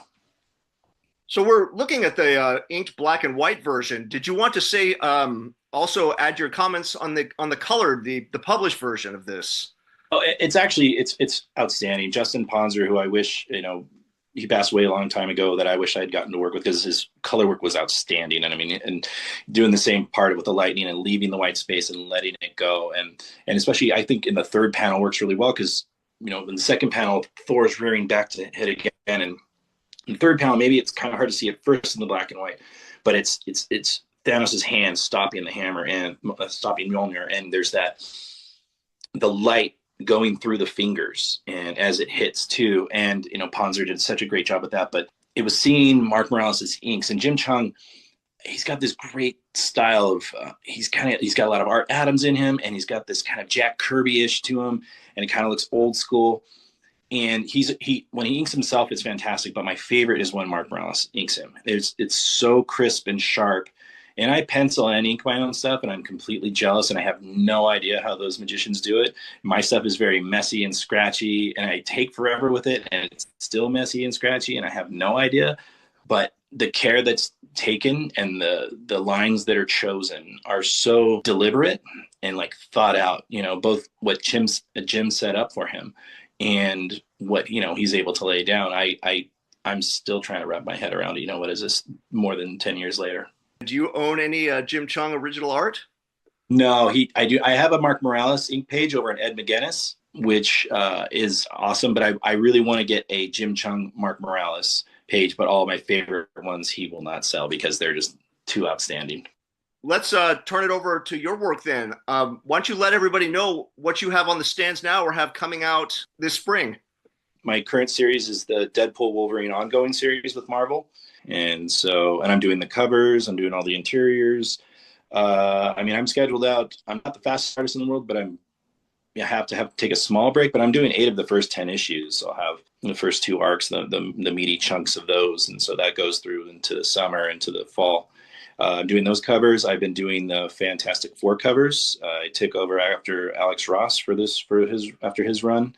And so I think they just showed the newest one, issue 33, and it's the Fantastic Four in their spacesuits, like their Mercury 7 style spacesuits, but still kind of showing their powers. Speaking of like Jim Chung, and he draws one of my favorite, The Things, right? With Ben Grimm, The Thing. And I did a cover with The Thing here, and he's definitely a big inspiration of how I draw him as well. lots of nerdy Marvel stuff always popping out my way, and you'll see on social media, on Twitter and Instagram. I'll post fairly frequently of the stuff that's coming out, and I like to post a lot of process stuff too. If you like seeing thumbnails and sketches and like the in between shots is kind of my favorite thing to see more than the final product a lot of the times. Well, Josh, thanks again. As we wrap up, we should give a special shout out to Comic Art Fan's own Jason D for calling in the DJ All Request line and requesting you as a special guest. Glad, Jason, thanks for making it happen. Yeah, I appreciate it, Jason. Thank you, man. Good old Jason. Where would we be without Jason D'Ambrosio? I don't know. But we wouldn't have that Josh Cassara Page I Love segment. So thank you for that, Jason. See you, Bob. Bob's got to run, but he'll be back next week. All right, I've got that's not a name I recognize. Quietly Rich. I think there was some controversy this week, right? But I don't know. I mean, there was. I don't know. There were all kinds of articles. There's no controversy. He's the best. He's the best. Worth every penny. If you added up a 20-page issue of All-Star Superman, it almost, the pages, the value of those 20 pages, that's one cover. I don't think there was any controversy at all, but I thought it was really funny that it even came up, and it kind of like it caught a little bit of fire. Me and we've been talking about it in the quietly circles a little bit, but it's why shouldn't I be here, Jason? Hey, Snor couldn't make it today. He couldn't make it. His wife, or he and his wife, are going to a Dawes concert, and he forgot about it. So, not calling him out on his musical taste there, but so I'm here. Exactly. Yep. You know what? I hate to do this, but I forgot to show some of the Joe Phillips stuff. So I was going to. No, please show the Joe. Do it real quick. Everybody has a. I love Joe. Joe's one of the first comic artists I ever met. Really? At a show, I assume, or was it maybe a signing? He lived in Murfreesboro, Tennessee. I live in Nashville, Tennessee. Okay. And I would go. He was on Mr. Miracle at the time. I was, I don't know, 13, 14, 15. And I would go to he was the only artist that would show up at any of these shows, and I'd always go to them. And, he was so nice because I would just sit there. I remember he was working on he was working on Mr. Miracle at the time, and he had a pitch for Batgirl or Batwoman or something like that. But he was always incredibly friendly to me, and, a guy that loved art and loved comics. No, he was great. Awesome. Well, I probably won't be able to say what all these pieces are. I remember this was some character named Dolphin, but he did the pencil work, and Brian Stelfreeze did the inks on it. Wow, so, that's a cool piece. Yeah, Dolphin from the DC Dolphin. Was this an update? Maybe. I guess. I don't know. You know me. If it's DC, Dolphin. Dave Stevens did the Who's Who entry for her. So. Got it. Well then, let's see what else we got. So yeah. I think this, Heretic cover. Maybe? That's a Heretic cover. I don't know if it's cover of #1, but I remember the cover of 1 was a painting. So, well, we'll see. There's another one in here. There's another Heretic. Yeah, well, another cover, I think. Oh, it is. I think this is either a pinup or an interior. I collected that because in the back was, I think, where body bags, or there was something, or maybe it was a Brian Stelfreeze thing that was in the, it kind of like what Hellboy or what Legend was doing at the time. They would do a thing where they would, have the comic come out and then have a short in the back, like a few pages from one of the other Gaijin guys. Well, this is from Heretic 1, pages 2 and 3. That's so I think that's a bevy of first appearances, probably. Yeah. So I think that's that's another cover, right? And there were only 4. Yeah. So maybe that was the only other one. But I don't know what that's a Heretic page, issue 3. Speed Racer. Hey, why not? I love Speed Racer. And Heretic 4 page. Yeah, I think I just got a bunch of mix of stuff here. Yeah. What else we got? Some more That's Heretic. So okay, there is going to be some card art. Again, I haven't looked at everything. He just sent me a zip file of stuff. So a Max card of some kind, another Heretic page. I'd be curious. And so you're talking to Joe soon this weekend? Yeah, this Saturday at 2:00. What's he been doing? This is all old. Like, He's had a lot of health problems. That's been his biggest issue. He hasn't been drawing lately. When we talked 2 years ago, he hadn't been. He goes, has dialysis 4 times a week, and he's had a few surgeries. So yeah, he's kind of I think he used to do a thing like he used to do at Dragon Con, like all the big costumes. Like he would do a lot of that stuff, if I remember correctly. Because we had a mutual friend that would go down there and do that. I forget what this is. He's definitely riffing on Kirby. Yeah. Oh, there's Dark Side. Yeah. Yeah. Resman. Yeah. I'm Res not familiar. I have no idea. Yeah, Sounds like it's a DC thing. But you know what? You can see all of the. He and Dave Johnson, obviously, there's a lot of the same influences there. They're all learning at the same time. I always love those. Resurrection Man. There we go. Thank you, Stingray. And Marcus. So that's what Resman stands for. Resurrection Man? Yeah. Oh, okay. Then I guess he did some. Are these new? I guess. He didn't give me an outline of anything. So I'm seeing this first time. Well, they're great. The art arrives tomorrow. So yeah, these look all new. Well, I told him I'd give him a call tomorrow and have him tell me what he wants prices on stuff and everything. We did an auction with him last time, but that was because we had all that card art and I had no idea how to price it, and he didn't either. So, hey, look, we got a Thor in there too. So, so there we go. So that's what I guess that's what I'll be getting in the mail tomorrow from Joe. Cool. Very exciting. Yeah. How you doing, Bill? Doing all right. Again. Hey, well, as long as Snork just, he has these other, important engagements and stuff. He's a busy man. He is. Yeah. He has a social life. He has to go someplace to smoke those cigars. Yeah. And drink his IPAs. Right. But the big news is not that I'm going to be 57 tomorrow. It's the big, Tomorrow's your big birthday? Man, that's so funny. Yesterday was Mindy's birthday. Oh yeah? Yes. And my mom's birthday was the 15th.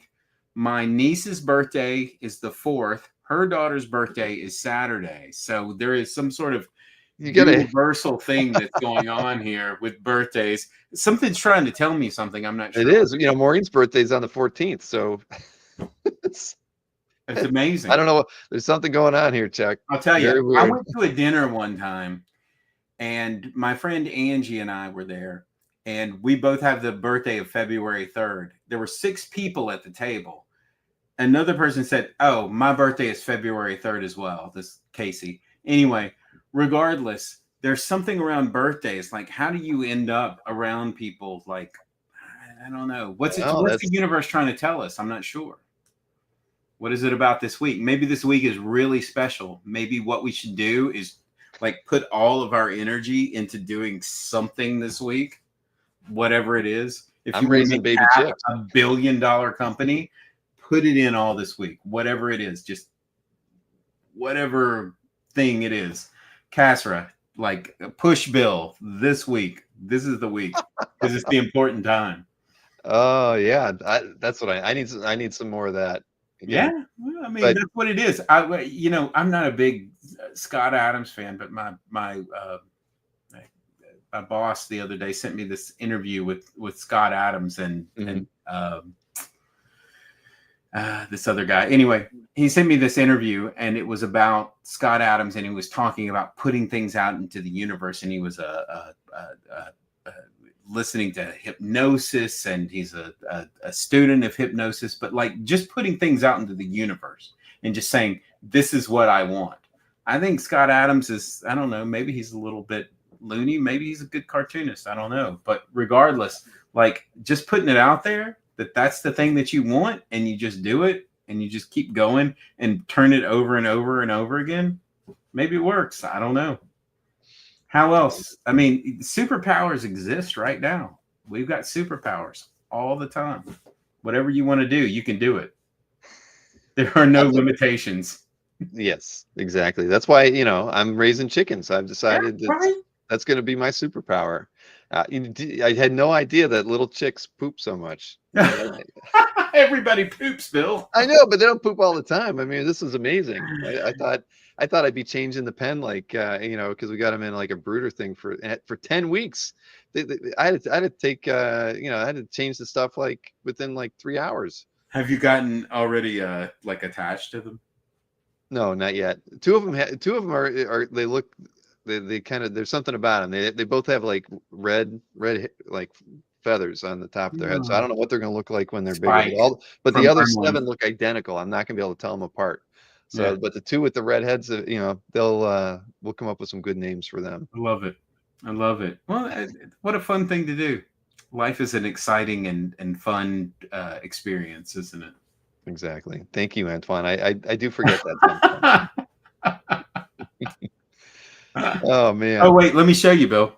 So you were What do you talking about got? sketch cards earlier, and I was cleaning out my backpack from OAX, and there were sketch cards in there, and occasionally I'll draw something. So here's what I've got. I've got my Wolverine sketch card.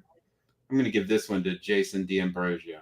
Now, is that on your own? Oh wait, stock? are those two? Hey Jason, are those two curved for you?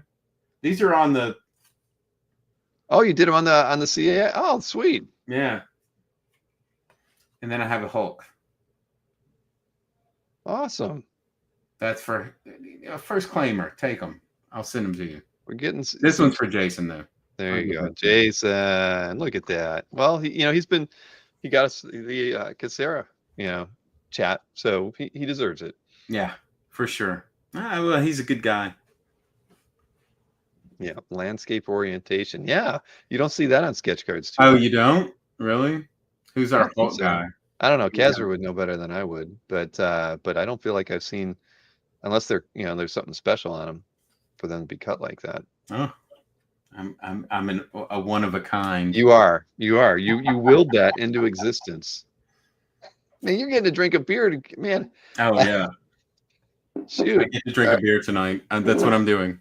Oh, well, I'm gonna have a beer. I found 2 more because I have Mindy's too. So I'll do a Modoc for you. Oh, I just good. want to give them away to my friends. I love drawing so much. I love art. I could mail you a couple. I think I still got a few left from 2025. I even have a couple of the first year ones left over. Well, I'll have to see if I can find. I mean, I love drawing so much. It's what, sometimes I always kind of assume that everybody that collects, that's OA guys, like all of us guys that ended up in some other profession, whether it's lawyering, like the guy from earlier, or, being a internet guru like yourself, or, doing, I don't know, whatever it is I do, that we all at some point wanted to just draw and make comics and everything. And so whenever I'm not drawing, like if I haven't drawn for just a little while, I don't feel normal anymore. And every once in a while, I just have to get out something and just draw a little bit. So. Well, that's good. I mean, most people don't have, they don't take the time. They're okay with feeling. That's all it is. It's just time, isn't it? I get it. CJ Design. Hey, CJ, shoot me an email. I've got, I have some sketch cards from the past that I can send out to people. I would be very happy to do it, and it's good. It's they're just sitting here. We'd rather see these things get out there and work their way into collectors' hands. So yeah, I even heard somebody got some OAX cards graded recently, which is kind of cool. That's very. Never know where this stuff is going to go. I'm feeling like I don't have anything to show. I know. You know what? I think Bill should draw some more. Bill, you have to draw. That's what we should do. Like, let's. Trust me. If I had time, I'll have a drawing from you at some point. Something you drew. I did do some. No, I've got something from Sharon. Oh yeah, when we did the dueling dealer stuff. Yeah, I drew a few. I drew about 5 sketch cards when we were doing those box sets. Fun, right? I mean, that's like. When it all comes down to it, this community, that's what it's all about. Right?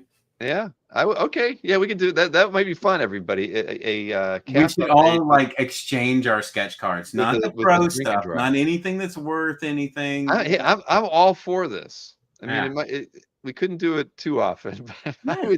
we could do our own drink and draw with collectors, and that would give me like 2 hours every other month or something to. Snort sends me his drawings. He sent me a drawing when they came to Nashville. He sent me a drawing. He sent me a drawing of Superman. I was touched Really? by it. Yeah. Wow, man, Yeah. I didn't know You he can had draw. any. Well, We here can all draw.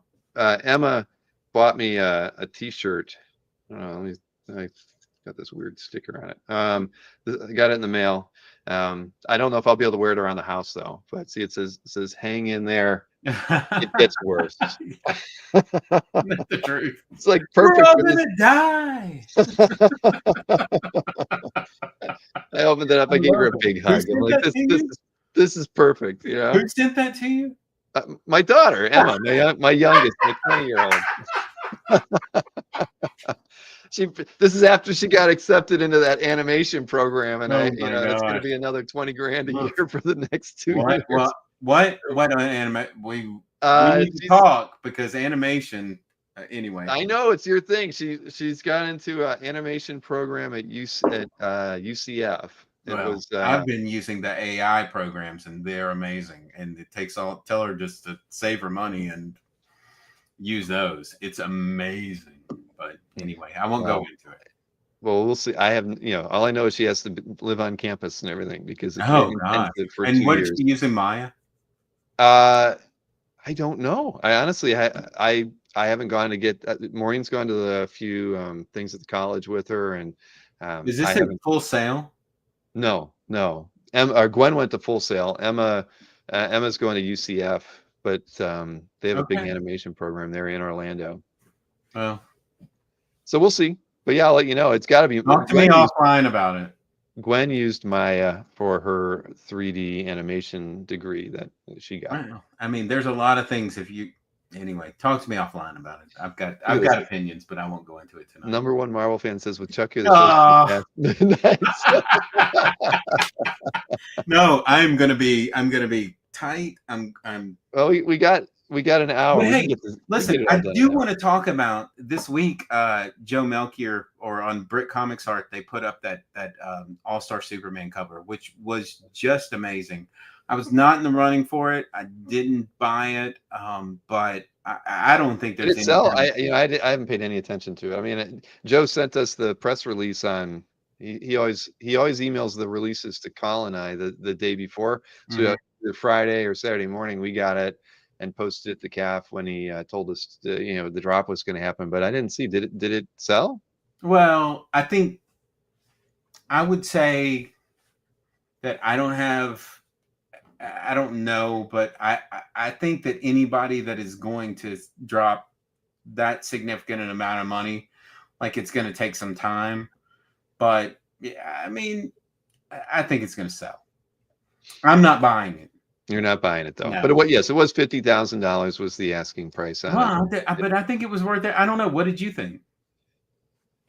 I don't know. I mean, with my analogy of you add up all the interiors and it's $50,000 for one of his books. It's more than that, right? Yeah. If they average around 35 to 4 from those early books. But we haven't seen a probably cover. About right. I mean, I would personally probably more like 35 and well, that's where I put it at too. That was me too.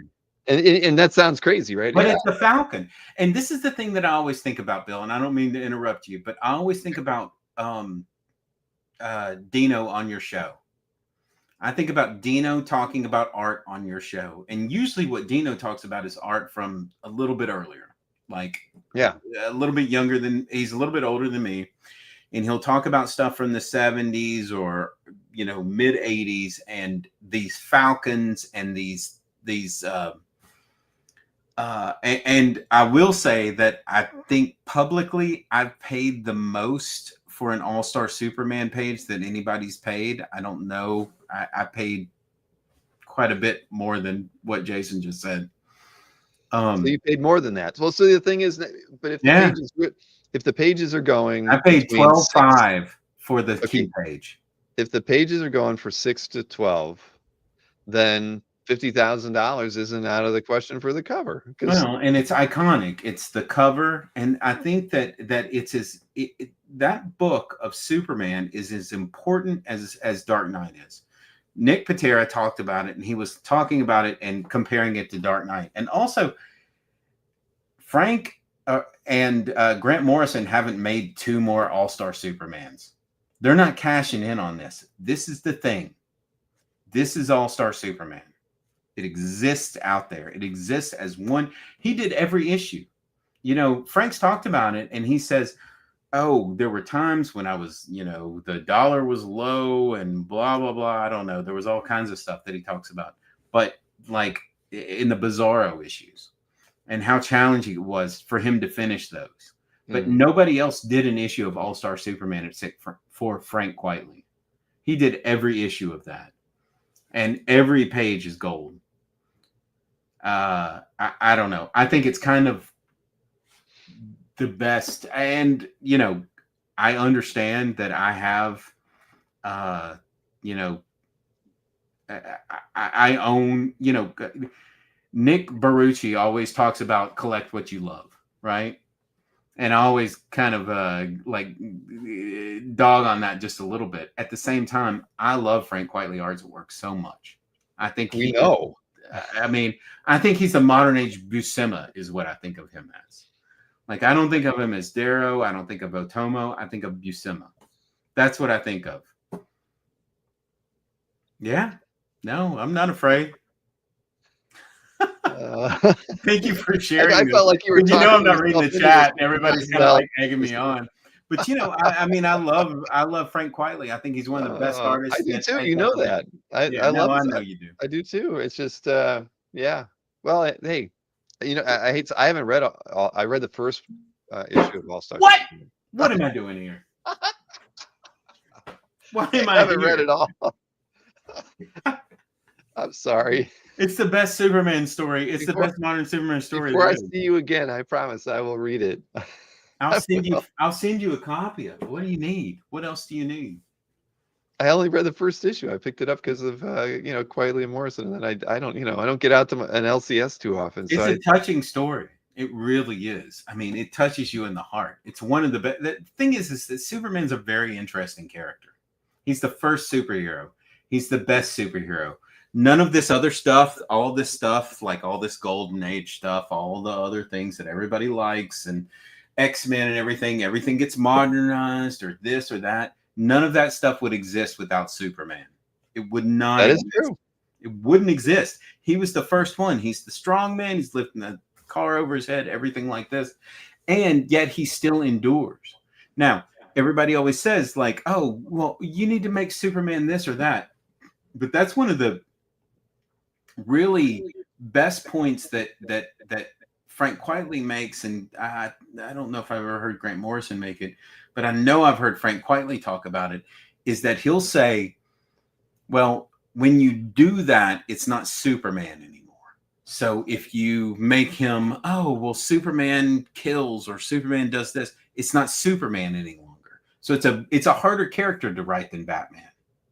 It really is. It's a harder thing. It's more difficult to be that pure.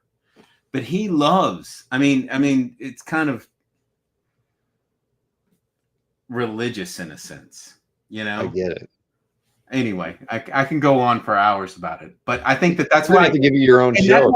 That's why Clark Kent loves Lois Lane, because what is she? She's a reporter. And what's the most important thing to reporters? The truth.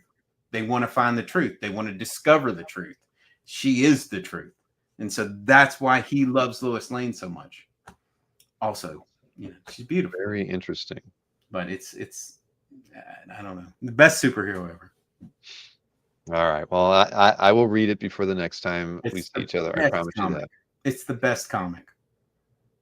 All right. Well, we're gonna get on with the show now. We're gonna talk about some heritage auctions, and we're gonna play an EXP video, and then we're gonna dive into Chris Snorrick's picks that you have to talk about. And I have a list. I'm here. I hope he didn't pick any Mike Mignola artwork. No, there's none, but there is Somni. So, well, there's always one or the other. I'm getting there, Alberta. Let me just show off the Heritage stuff first. There was some good. It was actually a decent set of stuff in Heritage this time around.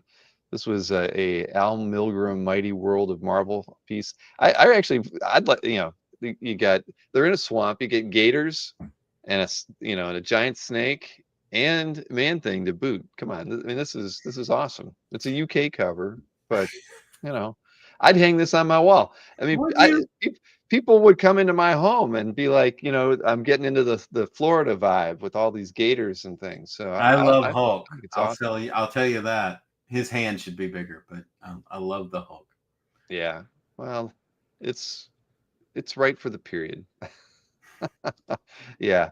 What else I get? Bernie Wrightson. There was like 4 or 5 Bernie Wrightson pieces in here, and we've all seen his zombie skulls. I mean, that's what he there's a ton of them out there. This is really, really, this is tight. I mean, I've seen a lot where it's almost where he uses like a heavy marker probably or something, but I thought this one was just I can't say that I've seen a better one in the last 5 or 6 years come on the market. But there's also a werewolf drawing. Mm-hmm. There's a couple pencil monster drawings that are up there too, but that are probably are more valuable. But I thought this one was great. Nice. It's tight. It is. I love Bernie Wrightson. Yeah. I didn't win the Paulo Rivera last week, Jason. I'm sorry. I did throw a couple extra bids on it. Did you win anything in the auction? I did not.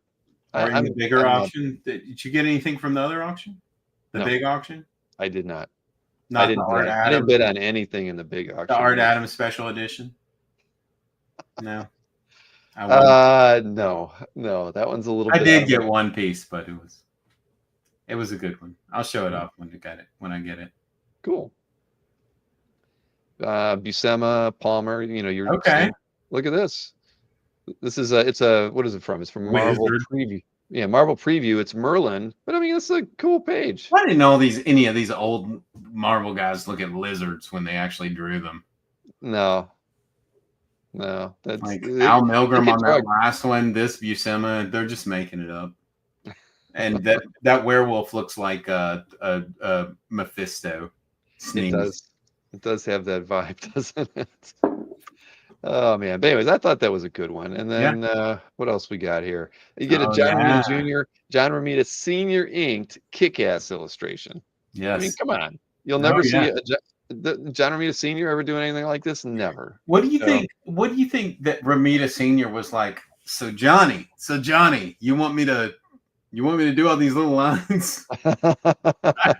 Like it's got those beautiful like feathered lines for Romita. And then he's like, you want me to do these little lines? Like these little, like all of this. That's all John Romita Jr. Anyway. Yep. It's sweet. Well, if you're a fan of Kick-Ass, then this is a piece for you. And how many artworks did the father-son duo get to work on? Not too many. Then I picked this. I've always picked a lot of Rizzo 100 bullets pages. This is an exceptional one though. I just thought the lighting on this thing is great. You have the interior, the exterior shot. I mean, the lighting everywhere on this thing is just phenomenal. I really love this. Did reference on this? Look at that middle panel that you're talking about. Yeah, it's all black. Right. Isn't that crazy? Mirrors or whatever, and you just see their Nouveau outlines there. Yeah, this one's incredible. I mean, I know I could pick one every week because there's usually one in there, but this is an exceptional one. Sure. And I even like the handshake kind of being the intro to the page. I mean, it just kind of leans everything in, and then this is 100 bullets or something. Yeah. And there are a lot of bricks on that one too. You're right. Then this what is this? It's a Gene Colan, Tom Palmer, Doctor Strange splash page. Is it really $65? Yeah, that's kind of weird. Buy it now. $65. Is it unpublished or something? I mean, that's weird. You would think that it would be. It'll be more. It'll end up being more. It's got to. How do you get a title page from Doctor Strange from '76 and it's only at $65 24 hours into it? I've never been a big Colan fan, but this is really nice. Like I love that like light. Or I always thought Palmer over Colan was really nice. Mm-hmm. That's what Neil Adams always said. It's like you just got to ink him right. Yeah, I've got a Doctor Strange page inked by Palmer too, and I think it's awesome. Yeah, well, It's beautiful. maybe I'll throw a bid on that one to get it started. Sean Phillips. I mean, I want to talk about Sean Phillips because I just found out he's coming to Como. Like I've never met him before. I love Sean Phillips so much. I'm so excited about like meeting Sean Phillips. Sean's he's awesome. I think his son going to Como with him too. Probably, but no, I haven't seen Sean since the first San Diego I went to in like 2004, maybe. But yeah, super nice guy, and Oh yeah, well, his artwork's amazing. And I just thought this Hellblazer page was really nice. I mean, it's because you don't see a lot of the stuff we see from Sean that hits the market is kind of post his doing digital layouts and stuff like that, and it's still great, but I like seeing his older stuff. I mean, I love it. I was trying to, I'm going to go to this in a couple of weeks, and I got to figure out, because I'm like J. Scott Campbell, Travis Ray, and now Sean Phillips. Well, and Frank Quiley, but I'm getting. Did you bid on those auctions so you could be first in line to guarantee yourself a commission? Or you don't have to admit to it if you don't want to. What do I have to say here, Bill? Are you putting me on the spot? I mean, I don't know. I don't know if you know how much Quiley artwork I bought, but well, the Quiley one was one of the higher ones. I mean, there were some really low ones that were like $1 or $2, but I don't think the Quiley was. Well, I mean, I have a certain. All right, I will. This is going to be my tip. My art collecting tip to all my art collecting friends that are listening to this right now. If you collect art and you like a specific artist, buy a lot of that artist's art, as much as you can from them. And then if some random show comes up and you're actually able to go to it, then you get to be on the list. It's like, they're like, I don't have to bid on it. Yeah, you've bought enough through Brit Comics art. I have. I mean, near divorce. They better be buying near divorce levels. Near divorce levels, Bill. Well. But what's more important? Yeah. Who's to say? Yeah. So no, actually, all kidding aside. I sent Joe a message as soon as I knew that I was going, and I was like, hey, I'm pretty sure I'm going to be able to go to this. Can you get me on the list? And he was like, yeah, sure, no problem. So that was that. It's good to be the king. No, not the king. No. No. And quite these commission prices are very reasonable given what the value of them. That's for sure. Oh, absolutely. No, I'm excited about it. But no, I'm actually just as excited about seeing Sean Phillips there, because I think that that's where we started. Collaboration that he did with Ed, that he's been doing with Ed Brubaker, is as important, especially to adults that read comics, right. As anybody else has done, because comics runs the gamut, right? And so comics, you have people that my kid reads comics and like she'll Babysitter's Club or whatever. And then I'm also a 50-something-year-old man that reads comics and still have a certain appreciation for old comics that come out. And there's a collector in me and everything. But to get new stuff from Brubaker and Phillips, I get thrilled every time one of those books comes out. I sit down and I read it immediately. They're fantastic, whether it's the Reckless stuff that they're doing or any of the criminal things. And I mean, I think that they're amazing. And I think that Sean Phillips is an astonishing artist. So I couldn't agree with you more. So good pick, Bill. Sorry. I knew you would. Is there any John Byrne in here? Where is it? I picked a piece of John Byrne artwork to talk about when we get to that. I can't wait. And there was what was in there is a John Byrne FF page in this. Oh yeah, no. It's an Alpha Flight one. It's the Alpha Flight where they're reeling. Oh, there's an Alpha Flight, but I thought there was an FF. Is there an FF? I could be wrong. Like later. There might even be a Wonder Woman. I could be wrong. Oh yeah, no. I did see the Wonder Woman, but the one that really caught my eye was the Alpha Flight one. Is anybody else bidding on that? What do you think? They might now. All right, next, Alberto. I get it. We can get through these. Ariel Olivetti he's of great. Venom You get his Illustration. sketchbook. He's awesome. I know he's and again, people must be taking everybody's broke or something. $15 only on this one still, but that's awesome. Yeah. And then he's great. I thought this was fun. And an Unger Herman single panel. I mean, $5. But how often do you see anything from Herman out there? Yeah. Ever? I mean, I can't say. I mean, it's got to be out there, but I certainly have never seen it in a heritage auction. I love that it also has like the provenance there with it, with the letter and everything. That's very cool. Oh, it's tax week. Well, maybe that's what's holding people back a little bit. I mean, but come on, how often? I think it's the birthdays. I think it's your birthday that's holding everybody back. Everybody bought you birthday presents, Bill. Well, they're not here. Anyway, I like this one. I thought this was like, when I saw this, I'm like, I'm picking that. I loved Herman as a strip. Those were always fun. No, for sure. No, it's. I mean, I think his line weight. A lot of these strip artists. I mean, they're always going to be. It's going to be a niche piece of art. But I always thought. I haven't thought about Herman in many years, to be honest with you. I hadn't either, but then I do remember it completely now, and I always liked it. So it's like Bloom County. I was a big Bloom County guy. I was looking for Herman, Bloom County, and Farside. Of course. And you know what I liked when I was a kid? I really even loved the Family Circus when I was a kid. I thought that was the I hated Family Circus. Oh, you did? I did. But it's okay. We finally found something we disagree on.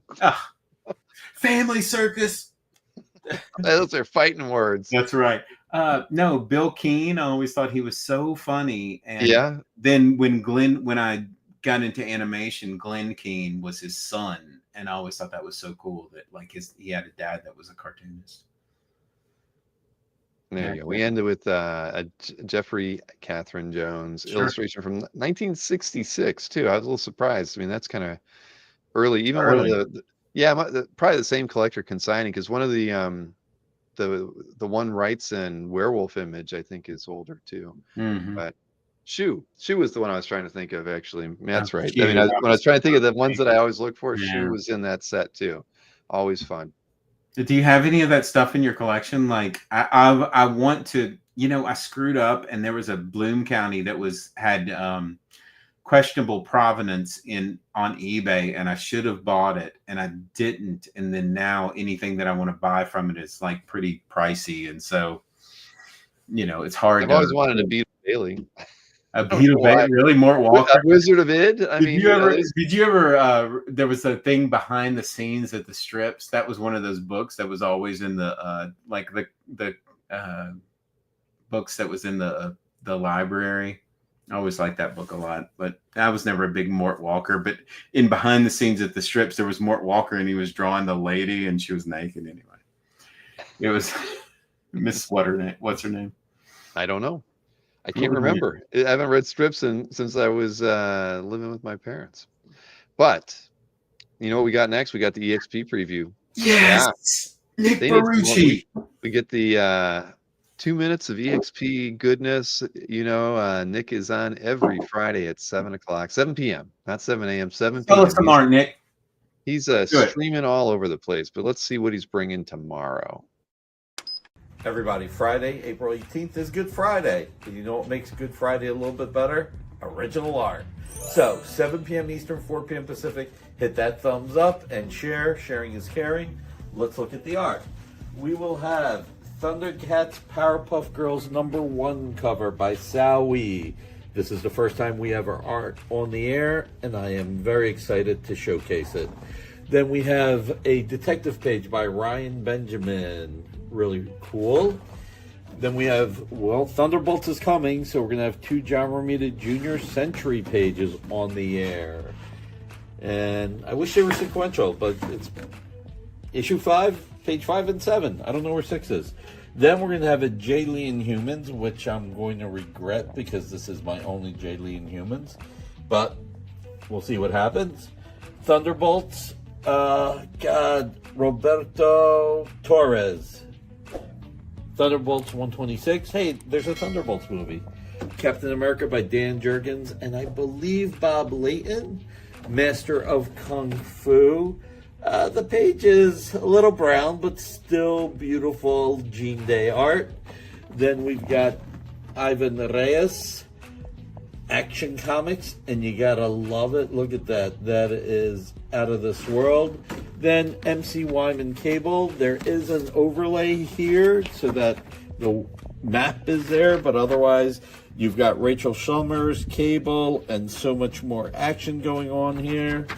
And then Amy picked a few pieces of commissioned cover art. So, this Friday, April 18th, 7 p.m. Eastern, 4 p.m. Pacific, the original art experience. And we may bring more art. We'll see if we can find the time. I hope we can. But if not, it'll still be a fun show. See you Friday at 7.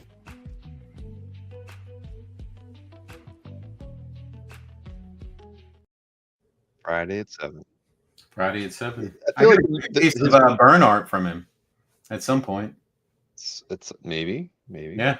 I feel like the music in the background used to be a little bit more funky. Now it's a little more subdued. Yeah. Well, you know, Hey, what are you gonna do? I don't know. What are you gonna do? I think that it would be hard to be in the comic book business now, right? Hmm, I maybe. mean, you think? I think it would. Well, we could have Nick on to talk about that. Nick, get on, talk about it. I mean, I just think it would be it hard. isn't the best time. I love comics. I mean, I really do, but I think that it would be a really difficult time to be in the comic book business. Good time to be in the comic book art business. Yeah, exactly. Well, Nick has a lot of comic book art too. Yeah. He's in the comic business and has a. Yeah, that's how he pays for all those steaks. That's right. All right, here we go. We're going into the CAF update now. This is for the week of April 7th through the 13th, and dealers had a terrible week the week before, $106,000, and they made it up all last week. Well, thank goodness, because I was afraid that the dealers were going broke. Last week, I was like, oh my! I was pulling out my hair. I went to church and prayed that the dealer, and it worked. Pull it out. You know who was the number one seller? Number one seller last week was Anthony Snyder. God bless Anthony Snyder. He was a C2E2, and I guess he said he had a really good show, but it must have been really, really good. He had 113 sales, almost $200,000 for Anthony by himself last week. Albert did $130,000 with only 7 sales.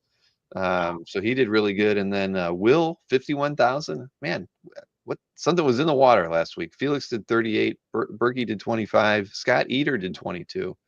So it was a crazy week. So let's take a look at those top 6 sales. And I just thank God for art junkies.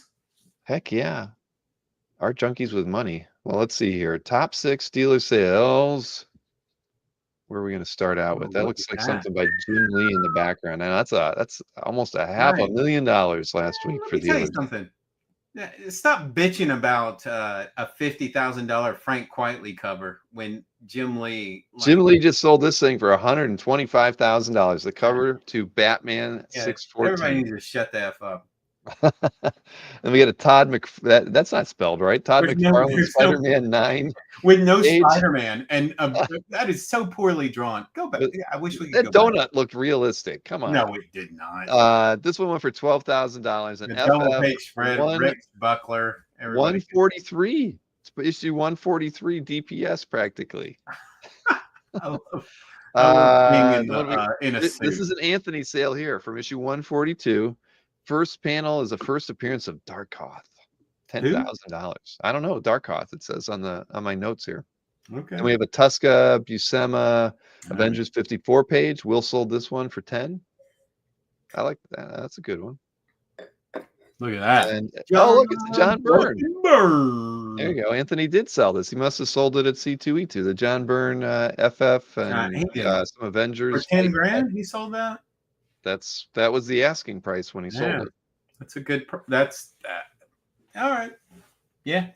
Yeah, he had that one on Dueling Dealers the week before. No, I remember seeing it on there. I don't know what the price of this thing's at. I wish I would have been. I think 8 to 10 is about right for those oversized ones. I wish Yeah. I would have been like in the mix at that time, like to get something like that was personal for me. You know, Mm-hmm. I don't know. I know that I've seen a lot of those after the fact. I've got that Superman up there. That was The one you got at in Columbus. yeah, yes, sir. Thanks to Mr. Bill Cox, my good friend and partner in original comic art collecting. Yep, man, that was the beginning of. Well, we were on a roll at that point. That was fun. I would love to do something like that again, where you get like 40 collectors just to go do something for a weekend like that. That was a great time. We'll do it Small, again. focused Billy Ireland Museum and the Marvel exhibit and an ad hoc Dueling Dealers episode in that room that Berkey had. Well, Remember, it was in that, so like, funny big bubble? because I was just like, I'll take that. I saw it. It was behind something. And I was like, what is that? Mhm. I just had enough wine that I was like, what is that? And I want it. And pretty at the time, but here, okay. So let's talk about it. I think I paid $3,000 for it. I think 2,500 something like I was gonna say I think it was 2,500. okay. Yeah. But at the time, I was like, I'm pretty sure I paid. You and I talked about it. And I was like, I'm pretty sure I paid like $500 too much for it, but I don't feel too bad about it because this was a lot of fun. Mm-hmm. Now, I mean, what is this? 4 years later, right? It's an amazing. It's easy. You know what? Yeah, it's Anywhere between- $2,500 piece. Yeah, 3,000 is maybe overpaying for it. So it just it holds I'd its probably- value. I'd probably put it at 3,500. Okay. So yeah, I think you did just fine. Yeah. But sure, coming out of the pandemic in a Also, hotel I room. can look it up on Heritage downtown Auctions. I can Columbus. look it up on Heritage Auctions how much Mike Berkey paid for it in 2004 or something like that, and it's $700. Like, Yeah. how much does that, like, you always think about that, but I don't know. It's interesting because It is very interesting. as long as we keep these lines of communication open between the collectors, I think it's important. Anyway, we can keep going. All right, let me do the what do we do? Auction houses next. We're not skipping the picks. We're going to get the picks done in 30 minutes, Kazra. I promise quick. you. Yeah, but let me finish the what do we do on the auction houses? 388,000 for the auction houses. They did okay last week, but there was a couple extra things going on with Heritage. But either way, let's breeze through the top three from eBay and then Heritage Weekly. So this was on eBay. It was an auction.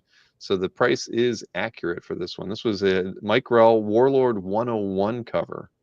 Went for $6,301. So, yeah. Hey, I can't say I've seen too many Grell covers from that era out there, so shouldn't surprise me. This one's kind of weird, yeah, but it is. I say weird because the seller listed it like 3 times that week, but it did seem to sell. What's the appeal of those? I don't know. I think there's just a couple collectors out there who really like them. This is Jeff Easley. I always say Anthony has a lot of those. Yeah. Well, anyway. That was a Jeff Easley D&D piece, and it did okay. There was a few out there. I love D&D pieces. That was nice. Yeah, that was a Mystery Comics 3. It was a cover recreation too, $8,400. P. Craig Russell, Doctor Strange Annual #1. This one for $6,300. And then this next piece is a Terry Moore Strangers in Paradise. That's early Strangers in Paradise from issue 1. Okay, yeah. Issue 1, $5,280. Nobody wants the like fucking asshole piece though, like that guy. I mean, that's expensive, but like nobody what was his name? Oh, I love that. Like it was, Catch You, and anyway, I haven't read it in a long time, but. But but the Bill Ward her like jerk boyfriend with his wide collar. I don't know. That would be the least appealing page in that book, but yeah. But yeah, I don't know. I'd like to get a Bill Ward Conti oversized piece. Yeah. Just to have it in my collection. I think it'd be a good, that would be what I'd like to have. But that's what everybody who wants it, but I do think there's like 5 or 6 collectors that they just go for those, and so they've got the market pretty much right where they want it. Can we talk about? We can talk about the FF movie again, but no, we're not going to. Let's get into the picks. So you got to do. You have to do Snork's picks for him. Yeah. And I Okay. get to So do, yeah, I like doing Snork's picks. I was even telling him the other because he asked me a couple of days ago. He's like, I forgot that we had this thing we had to go to, and can you do the picks? And I was like, he said he actually gave me the opportunity to say, do you want to do your own picks? And I was like, no, I like doing yours because one, Snork's smarter than me and he does better picks than me. I kind of pick the same stuff, and I don't. You guys are on the same level. He's not smarter than you. You have different artistic tastes. I don't know, and it's also fun. It's fun to look at what somebody else picks and talk about it. So, all right, we're going to talk about this OMAC. 30 minutes until my birthday, so we got to get this thing done. I gotta have a beer. Happy birthday to you. All right. I think he picked this because of this Kirby crack. How often? I mean, is this? Look at those top two panels there. I mean, I felt it was able to use just that. That's everything Frank Miller did in Sin City. Just like, well, it harkens all the way back. You know, you go straight to Giffen and his Legion of Superheroes stuff. I mean, he was riffing on Kirby like, and you know, but it all starts here. Yeah, you know, it really does, and it's unusual and it's unique. Mm-hmm. The other thing, go down to the bottom, Bill, like where you can see the bottom. Do you see how Jack Kirby signs his name? Like the kid in class that signs in the best perfect cursive. It's the same guy. Like, you would not expect that to be coming from the same person that does all of that, like, unique. Yeah, number one, Marcus is John Byrne. Number two is Kirby. 3 is Giffen, maybe Jim Chung. I don't know. But to be able to bring that in those first two panels is just incredible. And it's a new language, right? I don't know that before this that anybody was communicating in the same way. The last stuff, that the smoke that's coming up there, Buddy Blank that's going on at the bottom, that's the same. It's kind of he probably rushed through those, and then the inker was interpreting it. But those two panels at the top, I don't think anybody was communicating in the same way. I don't know where that comes from. It's lava. It's new lava. It is amazing. But it's gorgeous, and it was in Joe S's CAF gallery. Congrats, Joe, adding that beauty. Yeah, I have right now in my notes. I have OMAC Kirby Crackle. Kirby's signature is very neat. That's what I wrote. It is. It's right. Everything that he wrote that in. Then Chris cannot pass up Chris Somney piece, and this one's kind of fun though. I mean, at least the Batman. Oh, it's underwater action. Batman is something we haven't seen before. So I think that's fair. And this is for one, I'll channel.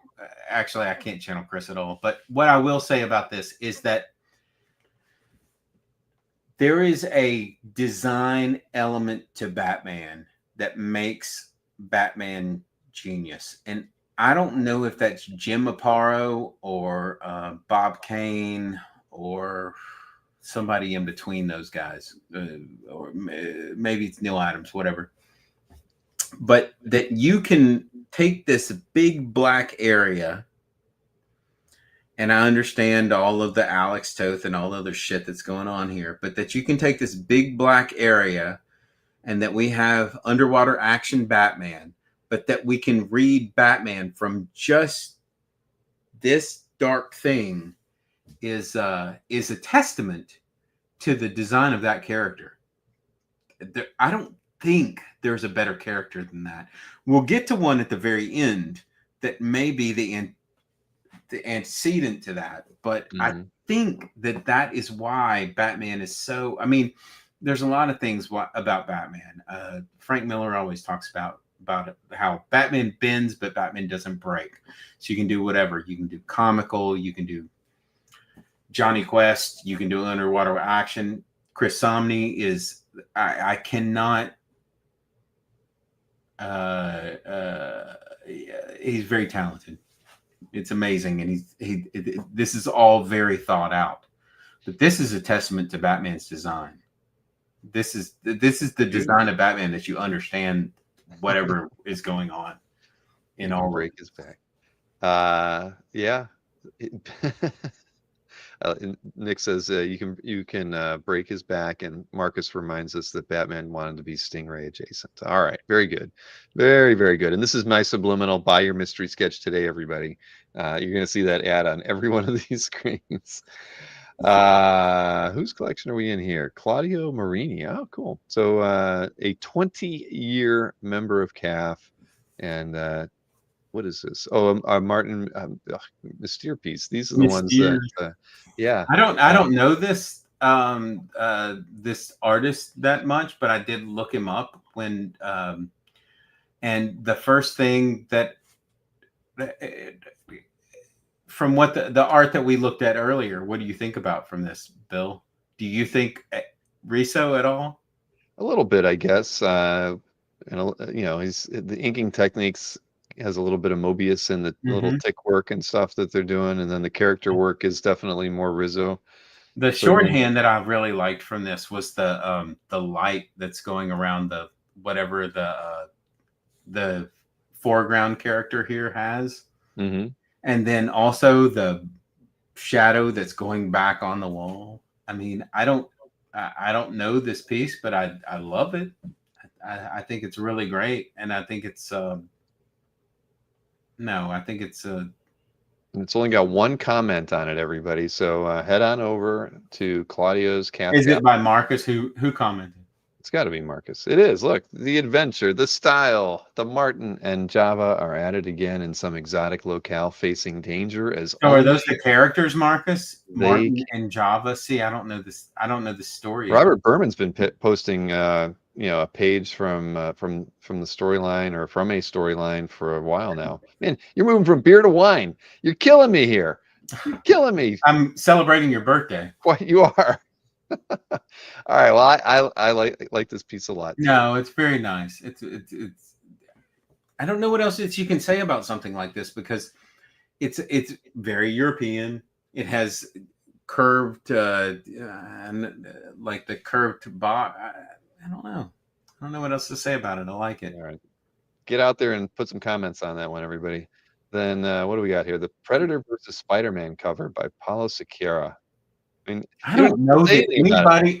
This is what I thought about this when I saw this piece. Is I was like, I don't know that anybody should spend this much time drawing Spider-Man. Look at how much detail, and I mean, this could be a Brian Bolland piece. It could be. I mean, it is so intricate. I don't know. I don't know. It sometimes, the more effort you put into it, the more valuable the cover is. Is that it? And if it's going to be Spider-Man, you might as well draw an image of Spider-Man that's as good as, like, this is Zek when he I think the lighting on this thing is great. The amount of detail it's overkill, but it's cool. I mean, even just the handling the shading on Spidey's mask right here. I mean, that's just, who would do that?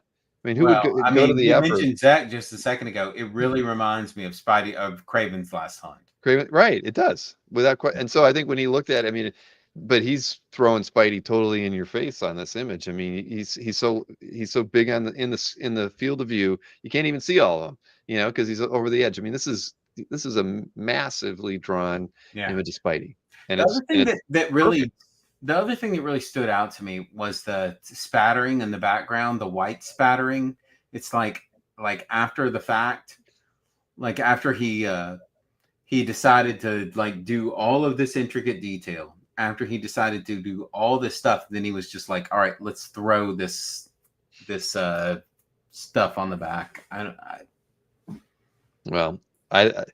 I think he It's like David Lloyd. It's he's a fan of Spider-Man and Predator too, and it just said, you know what, I'm gonna make my signature cover of you know, oh, it's incredible. be this one. It's really incredible. Look at all the windows. Look at all the, and they're all uniform. It's almost like a robot drew it. I don't get it. All right, this has got to have some comments on it. Only 3. What is going on? Did this just get added today? No, it's been on the site since the 11th. Well, it's just so unique. Come on, everybody, get your comments on that one. Next up, Alex Ross. Shazam. Here's what I'll say about Alex Ross drawing Shazam, and the thing about Shazam is that Chris Snorick thinks that Shazam is better than Superman. I think he's wrong, but I also think that Alex Ross does a great Shazam. Now, John Byrne mentioned in a interview, in Comics Interview, I want to say like 25 or something like that, and he talks about his Shazam, and this was before he as a matter of fact, I don't think he ever did Shazam except in Legends, but in that he talked about doing a mini series and doing Shazam as Fred McMurray, and that's what Alex Ross always did. I'm pretty sure, I'd like to ask Alex Ross if he read that same interview that I read, but every Shazam that Alex Ross does, it always looks like Fred McMurray.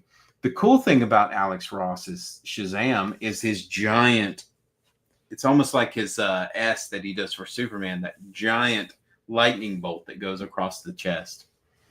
I really like this piece a lot. It's hard to differentiate between Superman and Shazam, but he really does it here, doesn't he? He definitely does. I always thought he used Sal Abenani as his reference for Shazam. Oh, yeah.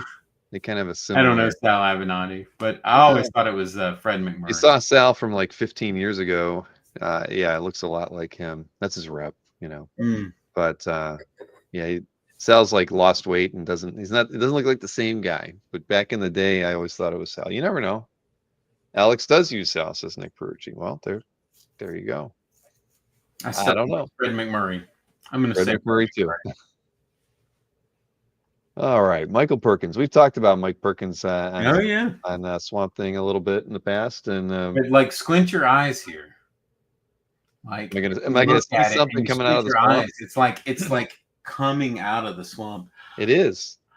I think Mike Perkins is whenever they say Mike Perkins, I always think Mike Perkins. Like Parks and Rec. Do you remember Parks and Rec? Mike Perkins. And Perkins. A lot of it, but anyway, Perkins is supposed to be at Como too, right? Oh, is he? No, wow. Pretty sure he was on the list. Like a month ago. Well, I think that The Stand is one of the best comics that's ever, like that adaptation of what Stephen King did. I thought it was amazing.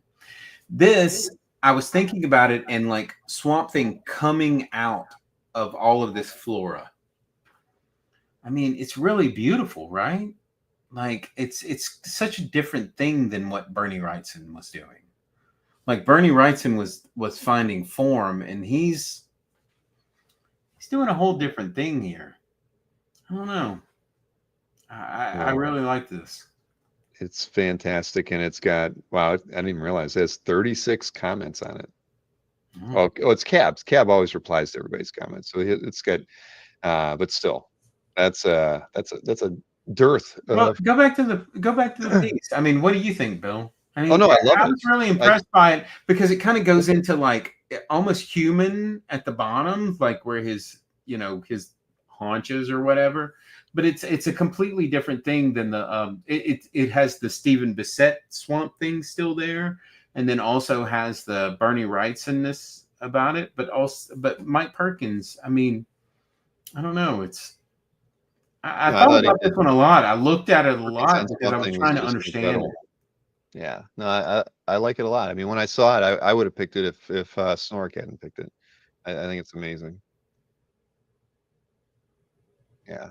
And I really, well, I love it for lots of reasons, but It's Do you think that, it's there's a work done in Swamp Thing? I mean, I think that people get like Swamp Thing-y, like, oh, I'm going to do all this stuff, but also like all this stuff around, like it's the negative space is defining it. Mm-hmm. Pretty interesting. It is. And then this bright spot right at his ass. It's his hip. Yeah. It's his hip, Right. not his ass.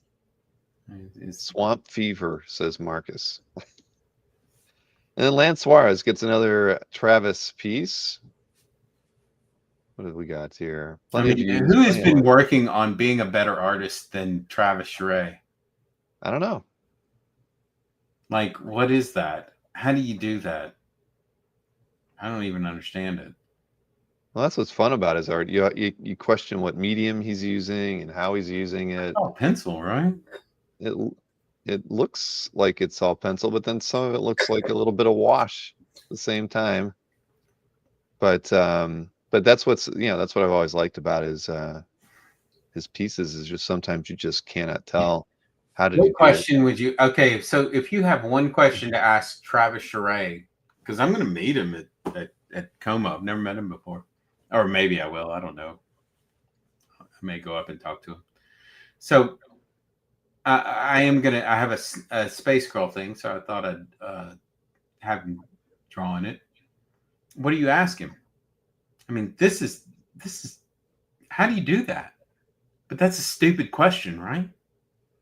Well, I don't say he's drawing differently today than when he did this piece. If he did it like 15 years ago or something, Marcus says it's an older piece, and he's close with Lance, so I would assume he knows. But I don't know. Well, the thing is, you're gonna get to see him work. You don't even have to ask the question. You could just be like, "Do you mind if I look over your shoulder, Travis?" No, but I mean, I'm asking you the question, like, what? Oh no, I get mean, it. that's very unique. Like, it's very Drew Struzan, like when you always would see those old Drew Struzan pictures, Yeah, and you're he like, was one oh, of the. well, what is that? Well, I did this and I did that. I mean, it doesn't inform. You're not going to copy it or something like that. But No, you when wanna he was know doing how the it Space works, Girl because stuff. look at between the breasts right there. Okay. He's thinking about like the folds in the spacesuit between like upper, like in his. I get it. I know where to look. I know where the breasts are. Come on. That's so unique, right? Well, the thing about Travis's work is that when he first started doing the Space Girl stuff, I mean, you had to like kind of question how he was doing it. That was what made it cool, I think. I mean, how could a guy put that much effort into pieces that, by and large, the figures, you think that he would have to be drawing larger, all that kind of stuff, and he was working in a standard or somewhat smaller than standard format and getting that kind of quality. So that's but I agree with you. I love it. I love it. I'm happy that Lance has probably got the biggest Travis collection now going, and I love it. I visit Lance's CAF gallery at least once a month to This remind is from Lance. This is from the Lance's CAF gallery. bounty of Travis pieces he has. He always says nice things when I put up animation, so I don't know him, but Lance is a good guy. I will. What is it that Chaikin says? Mistake attention for affection every time. Oh gosh, I love Howard. There's a couple nice Howard pieces in the auction too. Oh yeah, there was one last week too. So what do we got? I don't. Doug Wildley and Greg Goldson's CAF. I was, this piece is fine. That's what I'll say. Like, I mean, I don't know. I didn't have a lot to say about this piece. Well, Chris has a thing for Westerns, and maybe he likes the Stanley vintage SIG right there. I don't know. It's a nice piece. Doug Wildley. There's not a lot of Wildley art on CAF. I mean, I don't believe so. I think, in that regard, it's kind of cool to see. I mean, I've got a lot of respect for Wildley because of Johnny Quest, but this one to me was like kind of left me flat. But I was never a big Western guy, like and I think this is very competently drawn. I think it was fine. These guys need to,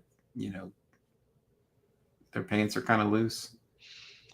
Gangsta. That's right, a big gangster. Showdown at sunup. Yeah, Uh, yeah.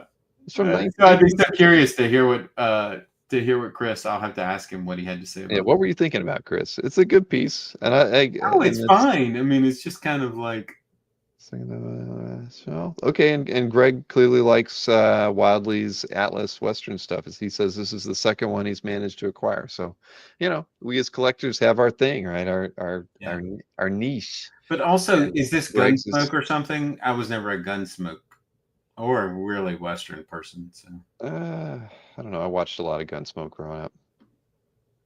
All right, well, that's a good one. Congrats to Greg on that one. Then this Avengers X-Men piece, Jim Chung, Josh weren't you guys Cassar. talking about Jim Chung earlier? Okay, this is what I wrote down about this piece. I wrote 15 characters chasing hope in the rain in New York City in an alleyway.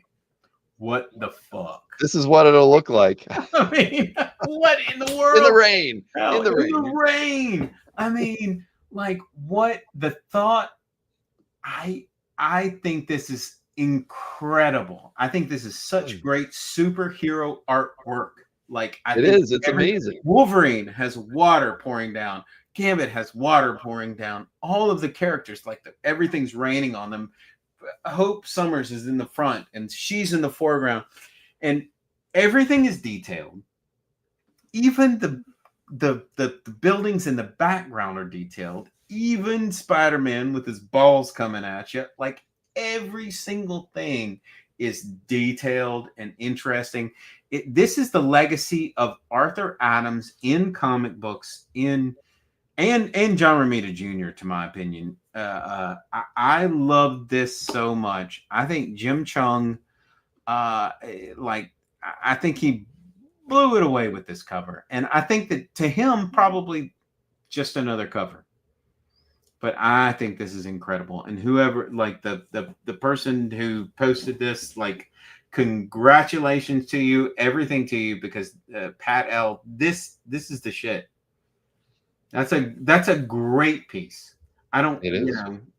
Avengers versus X-Men, whatever, but like all this stuff, because all this X-Men and Marvel, everything like just kind of like mushes together in your brain. But it has all the best characters, and it's just amazing.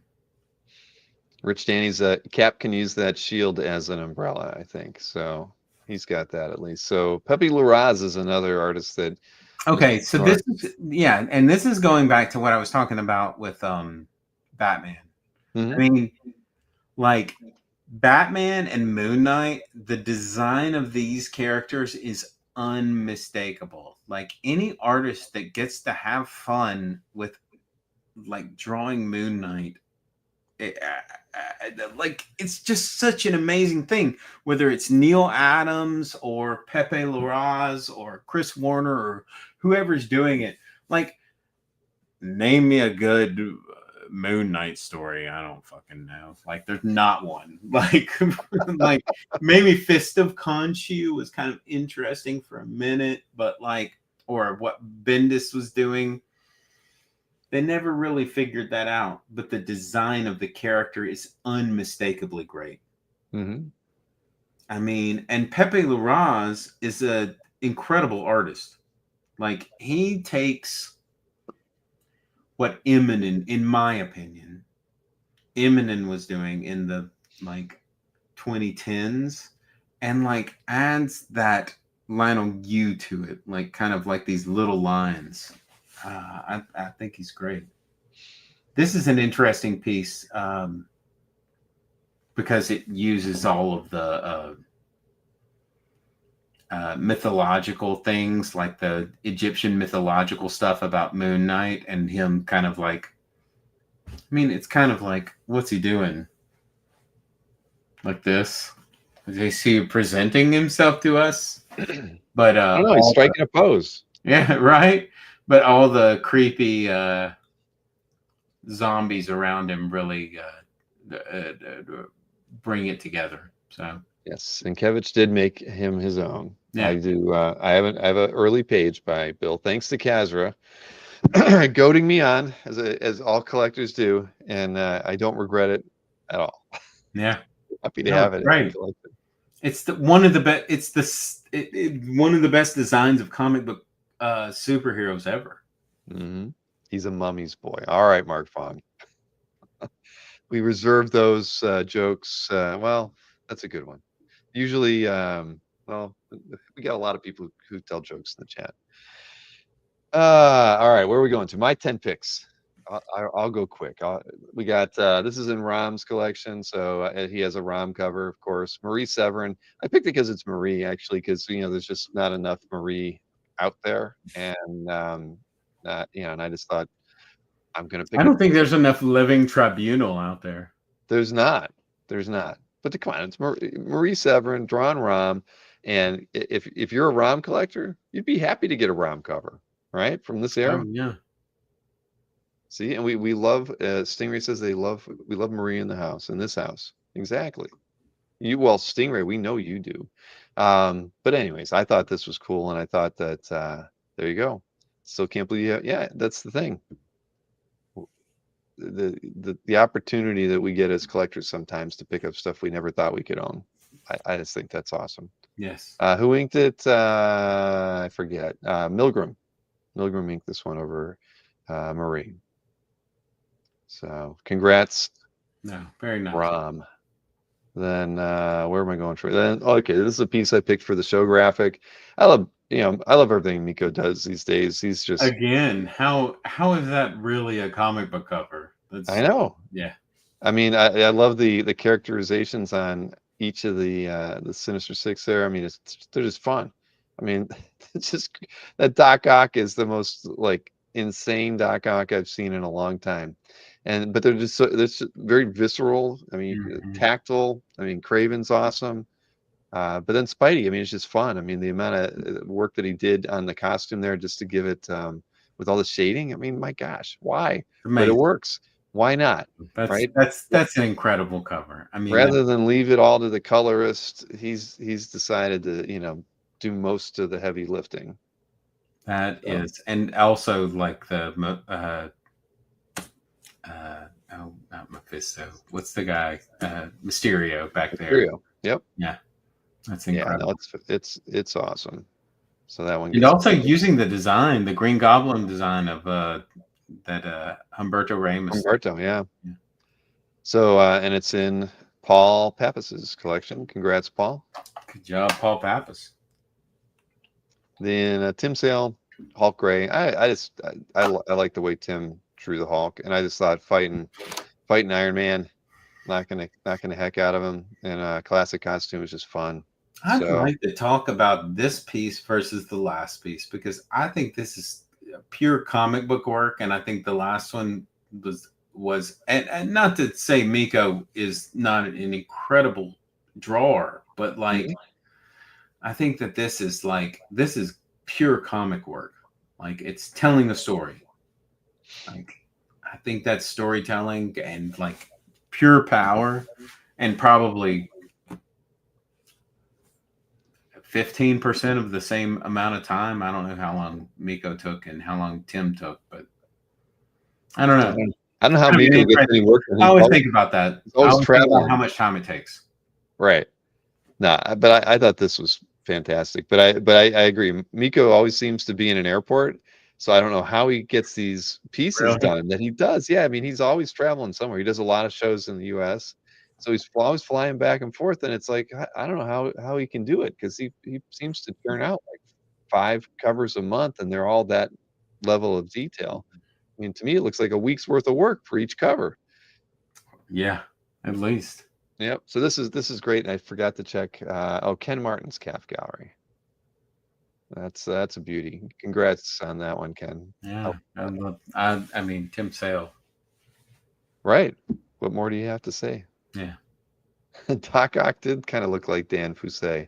I love that. Yeah, I didn't see that, but I can't. Dan Pussy, come on. Foussey. All right. If I ever owned a Byrne Marvel team up page, it would be from this issue.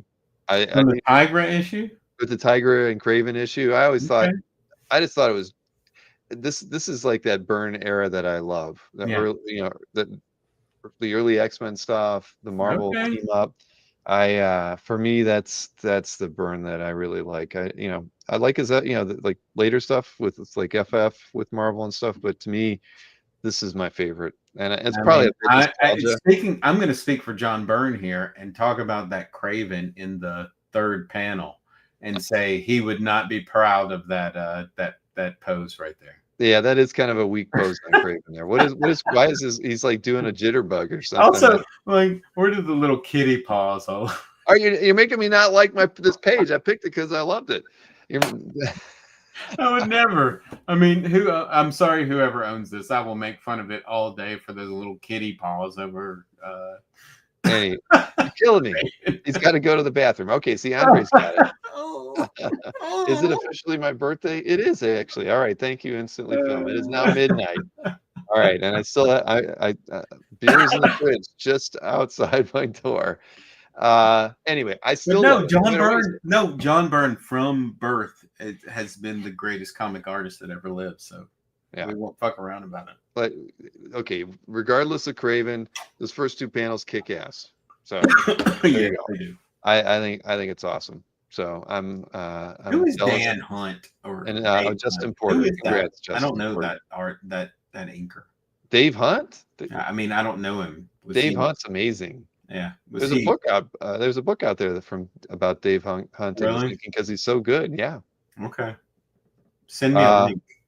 Let's see. Okay, I switched over to whose CAF gallery is this? Oh, Hulk 213. 17-year member of CAF. Lee Weeks. That's bad. Come on, Lee Weeks drawing the Hulk. I've seen a lot. Lee, he does great con sketches of the Hulk. He does great published images of the Hulk. Lee Weeks is freaking amazing. He's a national treasure. Yes. I thought this page was incredible. Yes. I just love the ferocity in the Hulk here, in the Hulks here. The Hulk fighting the Hulk. I love it. I love it. Look at that. It is, yeah, and everybody agrees. Hulk on Hulk crime. You got that right, Marcus. It's fantastic. I mean, look at that. What is it about the Hulk? He's strongest one there is. No, Did you see that rage? Did you see the thing I did of the Hulk? I made him dance. I did that. Did you see that? I'll send it to you. Marcus said, "Make him say beans." I don't understand that, Marcus. What does that mean, beans? What's that reference to? Also, Hulk eats beans. Oh, does he? This final panel here, and it's the same thing that Chris was talking about. This piece that Opina did of the Thing. To me, that's Bernie Wrightson's Hulk. Like he was showing me a piece of the Thing that, and I was like, oh, I see the what was that called? The big weird or yeah, the one that had the Thing in the Hulk. And it's the Thing in the Hulk. But it's funny because that looks like that Hulk to me. I mean, and the Thing.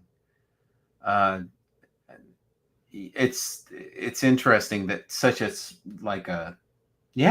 you're absolutely right. To me, my Hulk is a combination of John Byrne and John Belushi.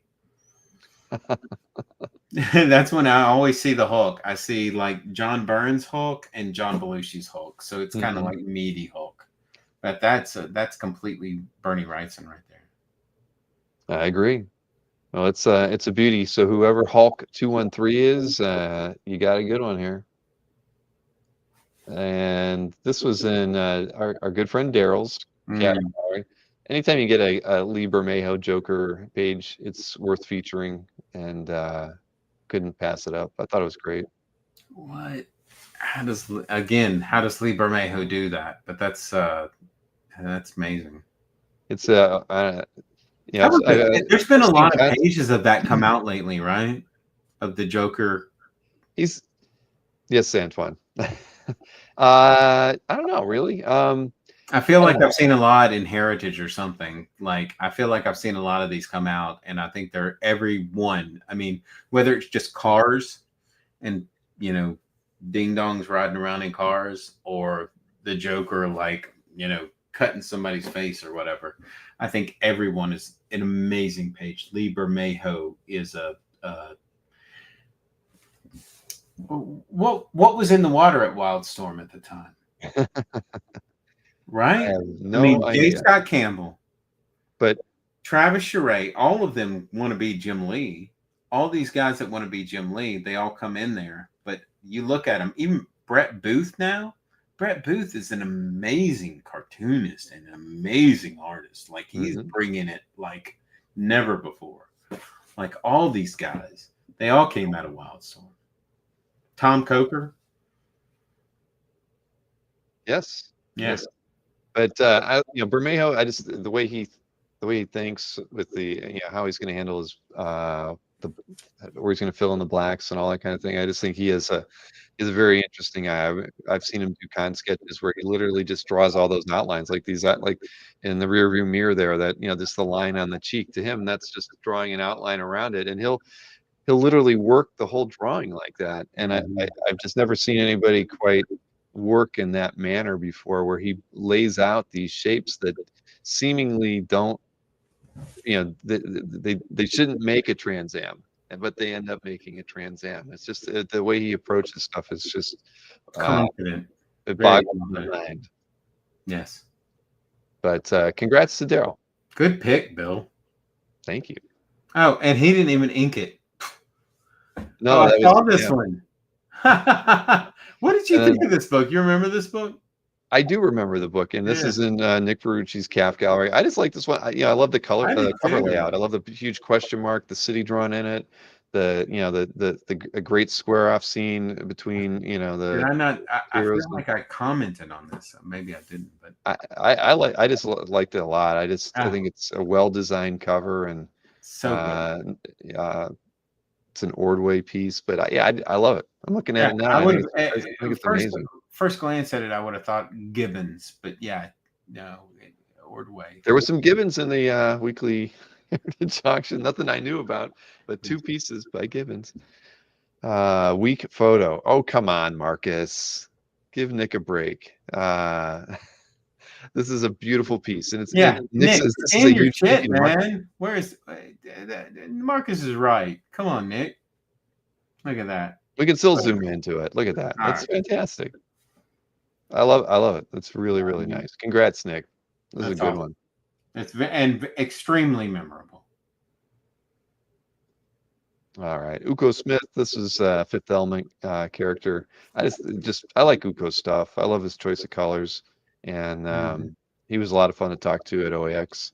And this was actually, what I liked even more about this was the second picture. It was from OAX, and I'm like, who's in the background there? I see Michael. I see Jason. Let's see who else is in here. I know there's a few others. There's Wayshak. There's Sean. There's Newell. Newell's in here too. It's like I think that's the back of Tyler T's head over here. We've just got a cavalcade of people in the chat hanging out. So at OAX, I just thought that was that's a bonus. Yes, for sure. Anyway, so that was a good one. Uko was fun. Very nice. Yeah. That's a great piece. That's amazing. Let's see. Get my like on that one. And that one's in Andre's CAF gallery. All right, I got 2 more to look at here. Long shot page, Art Adams. Okay. Looks like a lot of Portasio inking to me, and mentioned Scott Williams on here too. Kirk Dilbeck. Great page. Yeah. I mean, and it's, when we think of all the long shot pages that come to market and you see in people's CAF galleries, it's nice. It's kind of refreshing to see one that didn't have a long shot. Yeah. It's all Doctor Strange. I mean, I just thought that was the thing that attracted me to if long shot was on it, I probably wouldn't have picked it. But also you have to think about what Arthur Adams was so I think that Doctor Strange must have been in here only because of Arthur Adams' influence from that one Doctor Strange issue that Michael Golden did. I mean, I think that says everything about this. It's like I can do that, and maybe as good, if not better. I don't know. Yeah. Who's inking this? Is that Scott Williams. Well, it's Portasio and Williams Yeah. were listed on that book. I mean, it feels like Portasio. Those guys more all, than- yeah. But either way, it's a great page. No, And really good. again, back down to the picks. If Long Shot were in it, I guarantee I would not have picked it. I just wouldn't have. Long shot running down a dream. Yeah, yeah. So this is a good one. Congrats to Kirk. And then what was my last one? Oh, Matt Wagner piece and Jim Warden. I guess I picked two agents. Jim Warden has been posting a lot of really good pages lately. I mean, He has. Yeah. I thought the layout of this page was just fantastic. All the shapes. Other thing, I mean, looking at it now, I don't even know. I mean, I do always think of Wagner as a great designer, but when I see this, I mean, he's a freaking fantastic designer. I mean, just I'm blown away by the layout and then the shapes within this page and just pulling it all together. I think it's amazing. Yeah, it's snaky, right? Like how intricate it all is. Like it's really nice and real fucking creepy, right? It is. It's totally creepy, but man, it's great. Yeah, amazing. Good pick. Thank you. All right. Well, that's it. That's my last pick. What? We did it. It's Hey. only 10 minutes after the. Is it your birthday? It's my birthday. Let's do it. Happy birthday to you. Thank you, everybody. Thank you. Thank you. You may now sing this song without fear of intellectual property infringement. Thank you, Siri. You're welcome. We've got a series of. Oh man, yeah, there we go. You're welcome. What birthday is this, Bill? 57. 55. 57. I was born in 68. Okay. I was born in I am a child of the 60s. Well, How do you like that? Crazy. all right. Nothing wrong with that. How you feeling? Still feeling my 40s. Yeah, best time of your life, though, right? Definitely. Oh yeah. I mean, there's so many cool things going on, and around CAF and in my life, and I just think that it's a wonderful moment, and the fact that we have so many people that have believed in CAF for so many years, and I think even more so now. It's like I think everybody sees the positive effects and things that that CAF has had on the hobby in the past, and the things that we're doing now that are going to make the hobby better going forward. And it's just cool being a part of it.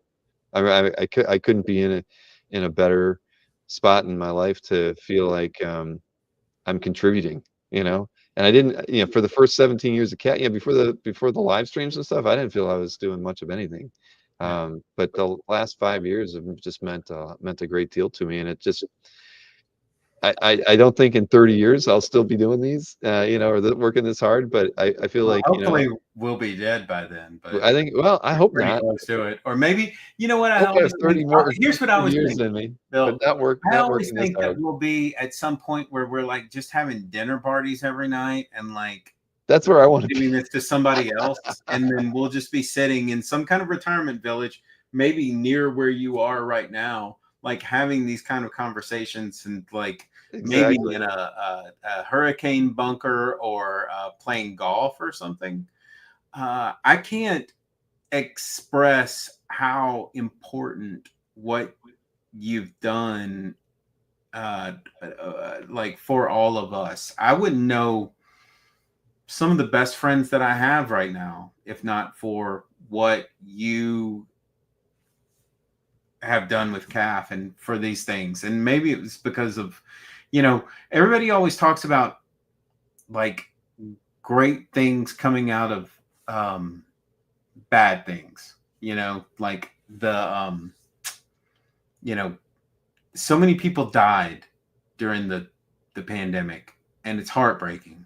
Mhm. But everybody is a survivor now, and all of these survivors came out of it, and now I know. I mean, I'd have a wiener. We all know that.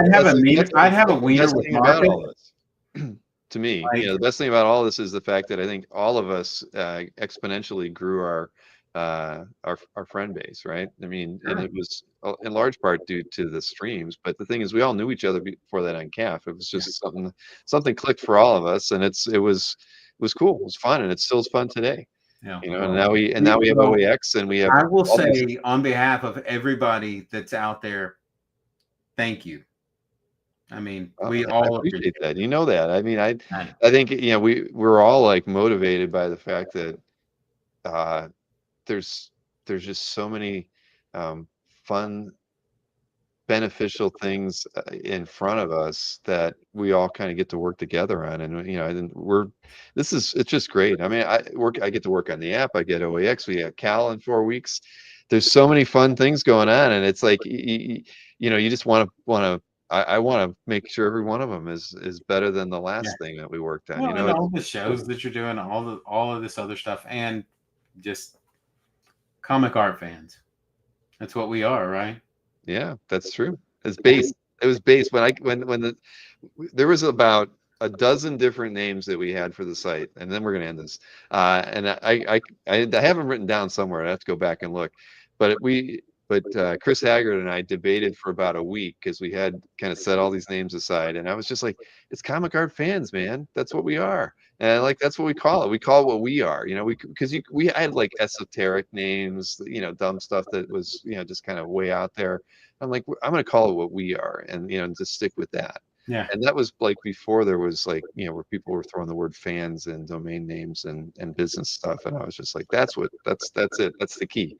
And so that's what stuck all this time. I think it was just the right name. And, you know, because there was a guy launched Comic Art Community at the same time, literally a site that had a lot of the features that CAF had. It went nowhere.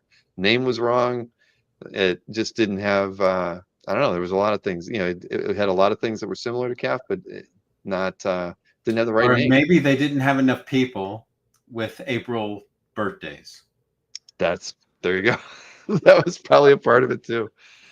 All right. Well, on that note, I have a beer to drink, and Chuck, thank you for sitting in. Bless you, my brother.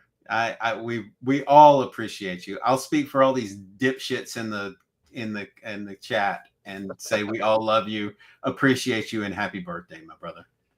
Thank you very much, Chuck. And thank you, everybody, for hanging out with us tonight. It was always a lot of fun.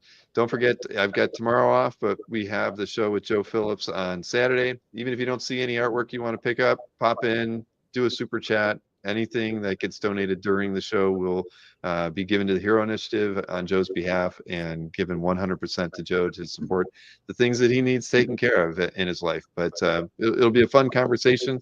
And please tune in at the very least and say hi to Joe. And if you can't, you can watch it on the rewind. So have a wonderful evening, everybody. I'm going to go have that beer. Take it easy, Chuck. Hey.